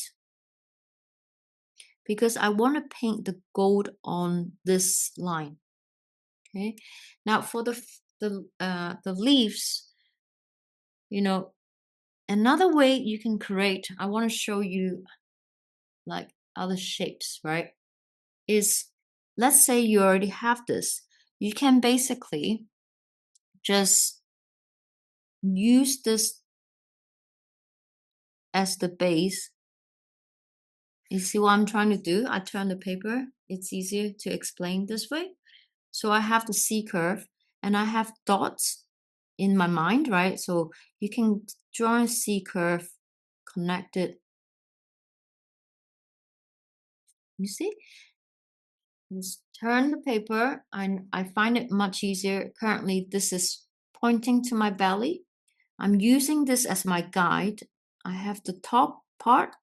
You draw the dot, right? Sorry, the dot is inside. You come out like that. So it still gives me a leaf shape, right? So I don't usually draw the dot because it's in my head. But if you want to learn, how to do this, you have this leaf shape, very simple. You know where the center line is. You create the top with a C curve and a C curve that comes inside the white area. And then you can have like some dots. What we want to do is we basically come and joining it. You see, it becomes a bit weird for me because I don't use the dot, but joining it and joining it like that. Yeah. Okay. So that's leaf. You're still staying within the leaf shape. Now, do one here.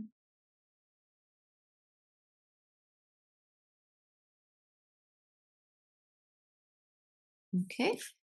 And then the rest you can just, use this. A combination of both is quite nice, especially with the gold. Now, the next step, tap, tap, tap, tap, tap, tap. That I was pushing a little harsh, right? But with the kneaded eraser, magical things happen. It still remove.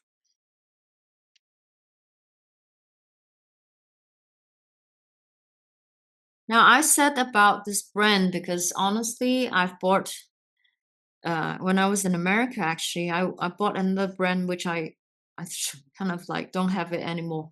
When I tap tap tap, and nothing happened. It didn't take out any pencil line. So even for the tools, quality it's important.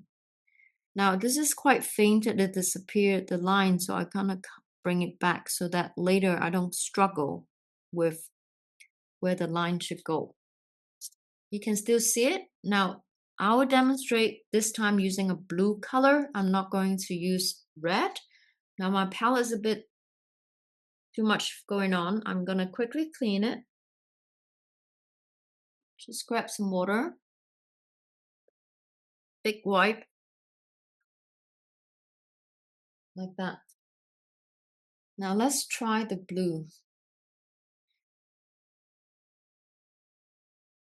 I'll take out the blue. First, remember we want the blue to be light, light, light, always build light, right? Now, because I'm using the technique, this is the technique is the wet on wet technique. So when you do a wet on wet technique, let's find the testing paper. Oops, did it go? No, it's here. Okay. Now, when I use the blue, this is the ultramarine. Oh no, this is the cobalt blue. Sorry, cobalt blue. And I want it to be a wet on wet technique, meaning that I'm gonna do the petals slightly different this time. I'm gonna paint a very thin, very light color, right? I'm just painting it lightly around the petal. Now, when it's still wet, I can immediately drop in the same color, but with less water. Here, I tap, tap, tap, like that. You see it bleeding it out? Now I repeat the process. I'm showing you this cobalt blue. with a lot of water, right? So it should be light color. I will paint on the paddle. When it's still wet right now, I want it to be more even. So I lift up the color first.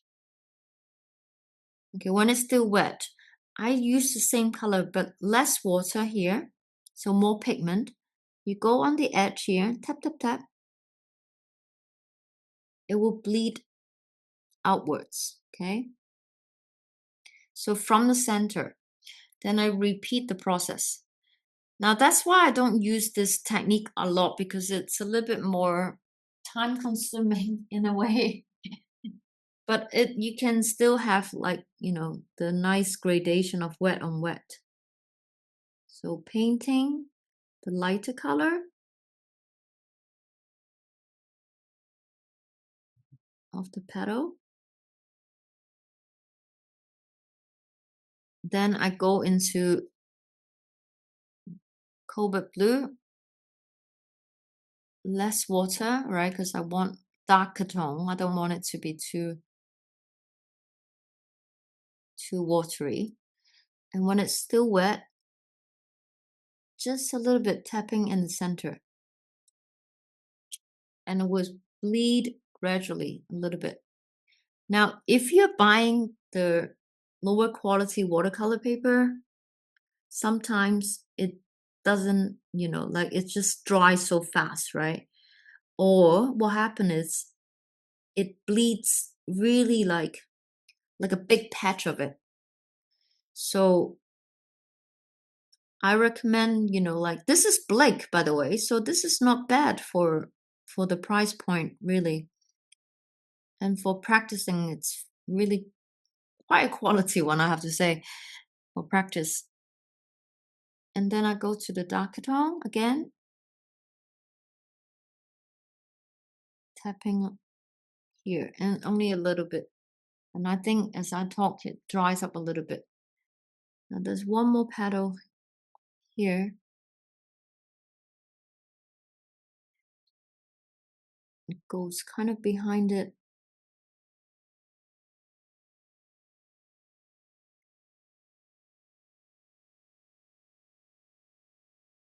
When it's too wet, I use the lifting technique.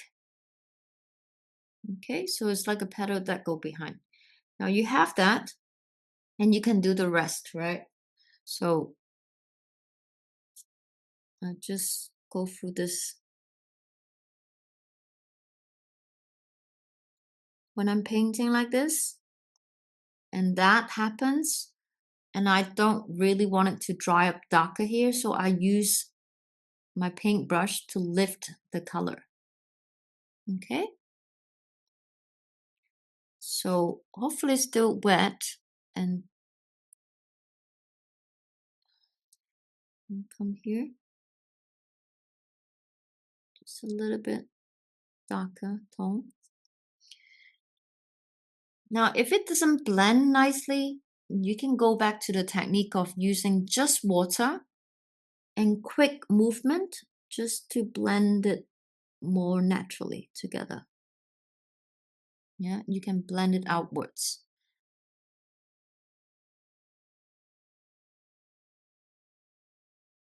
Making it darker. Yes. Now, since we're talking about wet on wet technique, when I taught a lot of beginners, what tend to happen is, let's say I have the light color tone, okay? I want to demonstrate what we should not do. Let's say I have the light color tone here.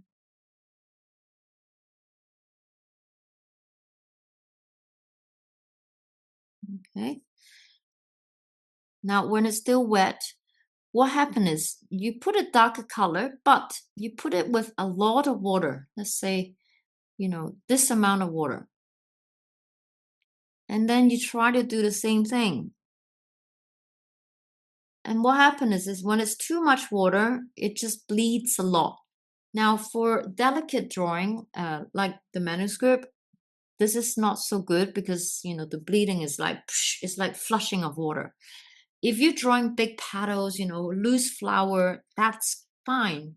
But for medieval style, very sophisticated, you want it to have that lovely uh, detail, right?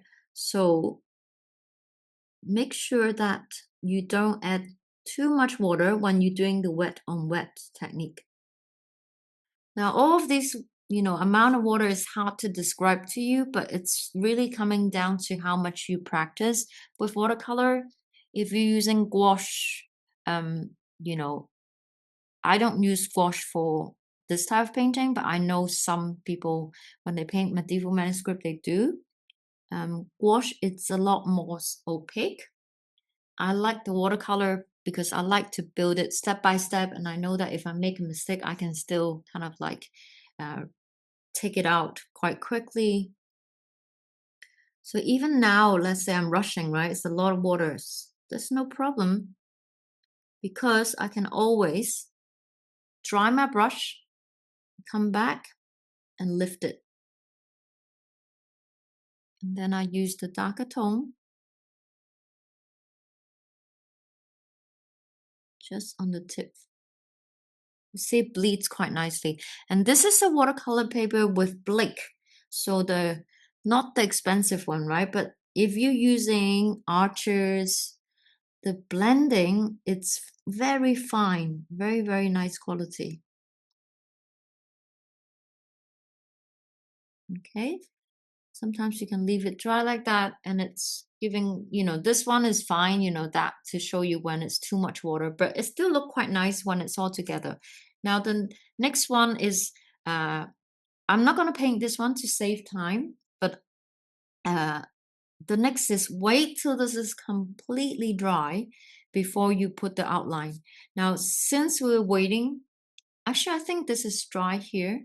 Now, the other thing about testing whether it's dry, the simplest way to try it is to get a clean paper, very, very new clean paper. Take a small piece. You can just, like touch it and see anything come off. Now, if it's really wet, you can always tell because the way to tell is you move the paper. You see this part is still a bit wet. It will reflect lights. It might not show in the camera, but if you are working with me, if it's too wet, you move the paper, it will be shiny. But when it's dry, it should be no reflection of light.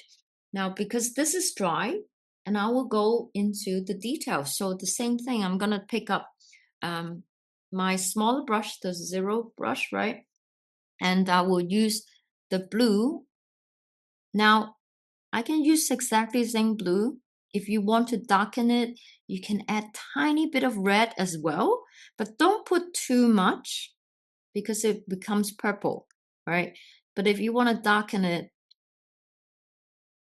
you can, but I'm going to keep it as a cobalt blue. And I am trying to mix it to the amount that it's not too much water. That's why I'm keep taking the pigments out. Now, also another technique is keep rotating your brush if you want to keep it sharp, right? Rotation with your thumbs and your index finger like that. Okay. And test it on the paper if it runs. Now, what I do is I draw the outline. Now, sometimes you don't have to be super perfect. You can skip a little bit, if you want a more organic look, rather than following everything. I jump a little bit, meaning I skip some area. Make it a little bit less rigid in a way. Now with the center, you can highlight the circle area here. Later we'll put the gold on.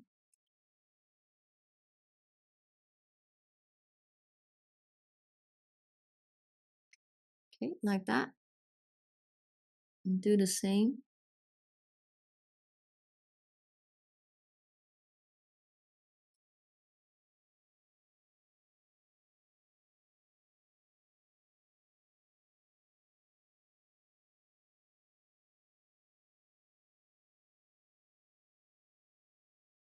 Just an outline of the gold. Now, you can also add some details using the blue. The detail means not so much water. You can put some lines if you want. Just, add a little bit of lines here. Very thin one.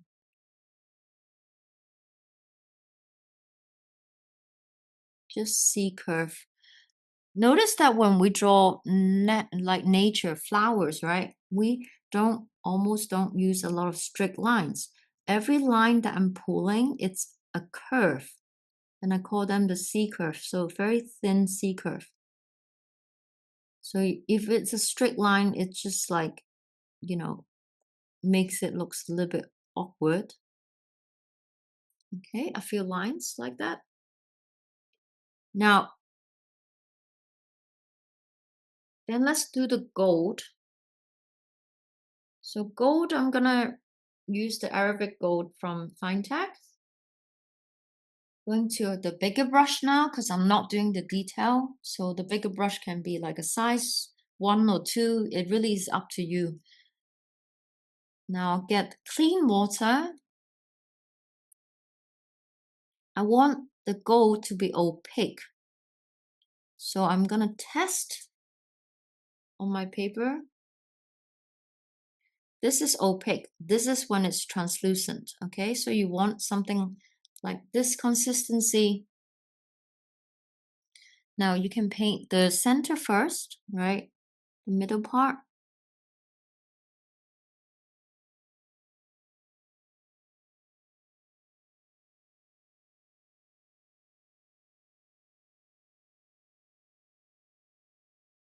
Like that. Now, when the gold is dry, usually it will show more how, solid you painted. If I'm painting these leaves, right, I always do 2 layers at least because gold, when it's wet, it looks really like covering everything. But gold, you want to do at least 2 to 3 layers. Okay, 2 to 3 layers for the gold. If it's like, because I'm going to do all the leaves in gold. Now I'm also doing this line. So I'm going to pick up the thinner brush for the line. So the stem, sorry. So bear with me, I'm changing the brush. Make sure the brush is clean.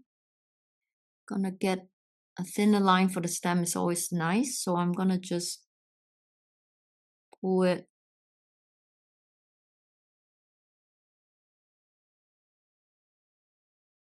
Always do the stem before the leaves.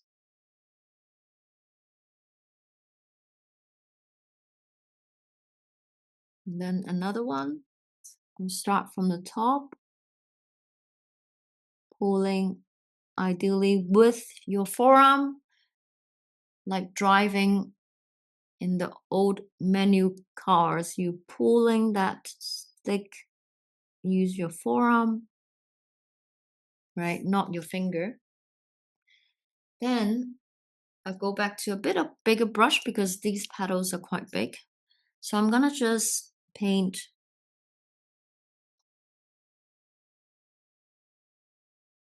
basically the whole leaves is in gold.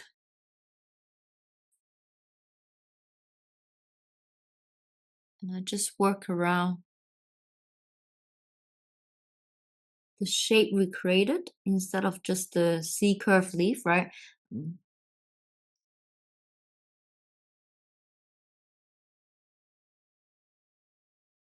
The brand I recommend for this one because sometimes with gold paint, they're not opaque.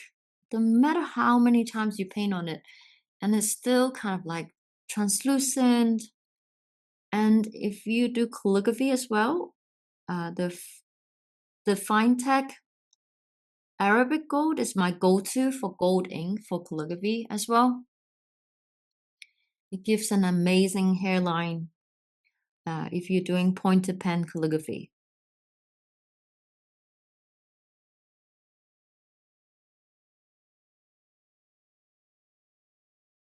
Okay, now I think you get the idea. Just painting all leaves in gold.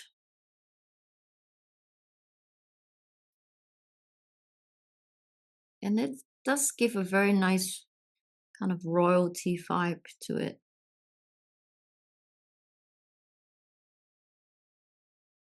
And also make sure you're doing not too much pigment as well. Like I want to demonstrate, because sometimes what happens is if you put too much pigment, right, on the scrap paper, it becomes too lumpy, right? And no matter how much strokes you make, it's still quite like a lot of brush mark. So that's too thick, too much pigments. So go back to adding water, and if you notice that, using a gold paint, another thing is after a while, your paintbrush becomes too chunky, like a lot of gold paint. So don't be lazy. Just give it a wipe, clean your brush, restart everything, like get a clean your brush, and then, it doesn't get too lumpy. And you want the gold to be like nice thin line, thin, how do you say, the texture or the flow, because when it dry, if you look on the side of paper, it's hard to show this, it will become not smooth. Now if I want to make it more sharp with the detail, then I go back to the smaller brush and I will outline this again, keep it a little bit sharper.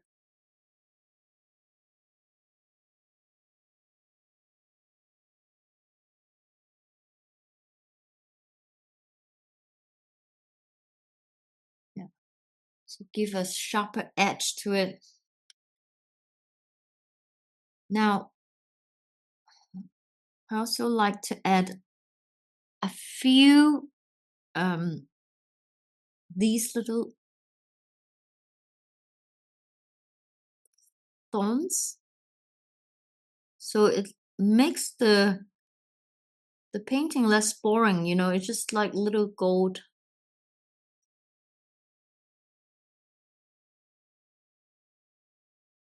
Let's just paint this one as well. Okay, and add little lines like this. Lastly is the white paint.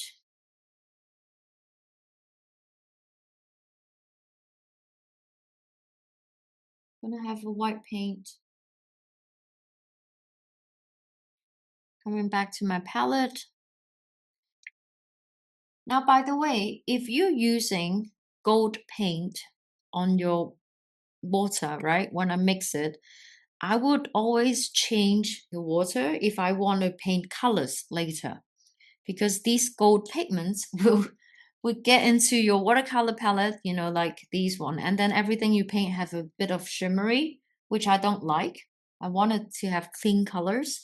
So make sure when you use your gold, you have a dedicated, pot for it. That's how I usually, work. So, and I just lastly go back to the white, right? That's the last part. Okay. Now these are the little dots that I'm gonna do, like almost, uh, oops, too much zoom in. Now I add a little bit of dots. That one is a little bit big, that's okay. It's kind of like little ring dew, right? Just little details. Just a bit randomly scattered around your petals. It can be different size, some are bigger, some are smaller. I'm using the same circular motion, okay? Now again, these are the little details that, when people look closely, they're really like cute and special. Okay, I think today we finish at 11, which is in 5 minutes. But what I want to talk about is all these, right? You can use the with the techniques that I show you, the layering, basically like I wrote here, occasionally you can do wet on wet technique, but pretty much everything here was done in the same sequence, right? Outlining always the last. Tomorrow, not tomorrow, the second class, we're gonna go through more details about, how we draw the vines. I'm gonna show you many ways of drawing, kind of like creating your own flower using these techniques and the vines. And because I want to show you myself as the journey of doing illumination, so it hopefully inspires you, because I haven't been doing that for too long. But really since 3-4 years ago, I stopped painting all these manuscript style, and I think it can be quite inspiring if you see the progress. Now I'm going to share the screen. I want to show you this because I put together a slideshow and really want to inspire everyone, because this comes very like unplanned for my illumination journey, and this really give you a better idea. I actually started my university degree in 2000, so a long time ago, and I was at the University of Hong Kong. I was studying a lot of art history for 3 years. Basically, art history was just pure learning from the paintings that was, like put on this on the screen, because I was in Hong Kong and there was no actual paintings I can study. But I felt like that's kind of started my journey in the history of arts, like how I really fall in love. And then in 2023, so really recently, like May, so 3 years ago, around this time, right, I went to an illumination saga in Michigan in America. And the saga was taught by teacher Havas and Yves. They're very famous calligrapher, teachers in the world. And this saga is 1 week, and I learned about gilding, all the traditional recipe of making gesso. And we learn about making the initials of the manuscripts. So Yves was teaching us how to create all these capital letters. And what's so magical about that course, it was done the very last day. I came across this page, this original page of a manuscript, right? Just one leaf, one page that teacher Harvest, she collect these. I think she bought it probably, a long time ago. And I was holding on to it. It was so precious. It's the size of, slightly bigger than my hand. And I remember seeing this, and I asked her, can I just copy from this leaf? So she lent me to copy on the last day. And that got me really hooked into all these details. And after the saga, I started my personal project, and I started doing this children's story book, an idea of a fox and a unicorn, and I made it into 5 pages of manuscript style. Now note that at that time, I have only saw 1 page of original manuscript at that time. So the other, image reference I look up was online. I would Google the manuscript and find out, the books of hours have this style, things like that. And I make up this story. And I remember that summer, I was sitting at New York Public Library in the reading room and painting these pages. And a librarian walked past and asked me, "Oh, what are you doing?" And I told her what I was doing, my personal project. And she said, we have the original manuscript in our library, right? In the archive room. All you need is to apply for it. And I was like, oh, I didn't know that. I always thought it's for the academic, people who's professor, not just like a hobbyist like me at that time.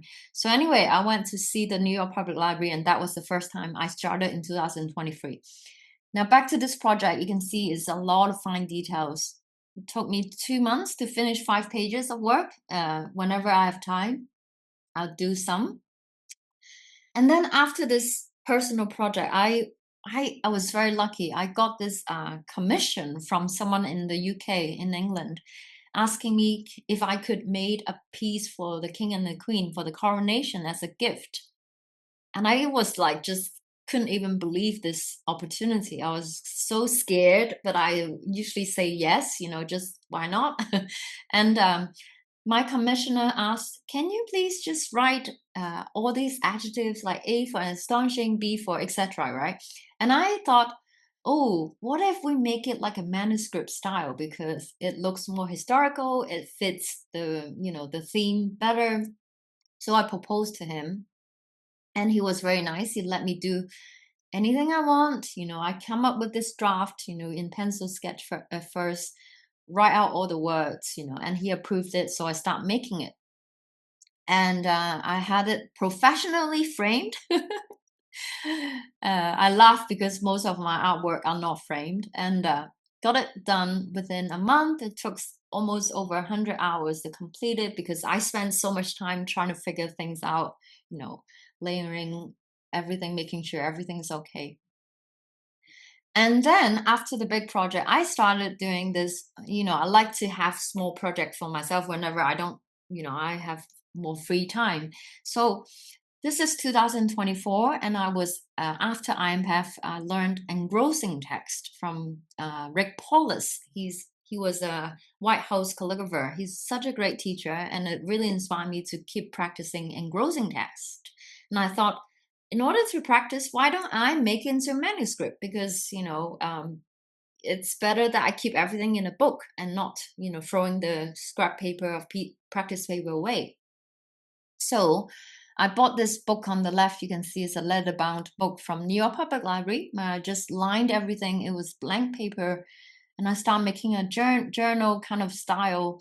But the script I was writing is Tao Te Ching. So then nothing is, if you want to practice calligraphy, find something that you can learn as well. So Tao Te Ching is the Chinese philosophy. They have like 85 chapters or 88. I can't remember exactly. But it means there's unlimited supplies of things I can copy. Anyway, I will bring it to a coffee shop because it's so small, right? It really is like a tiny book. And I would paint in the coffee shop, or sometimes this on the right is when I was in Portland.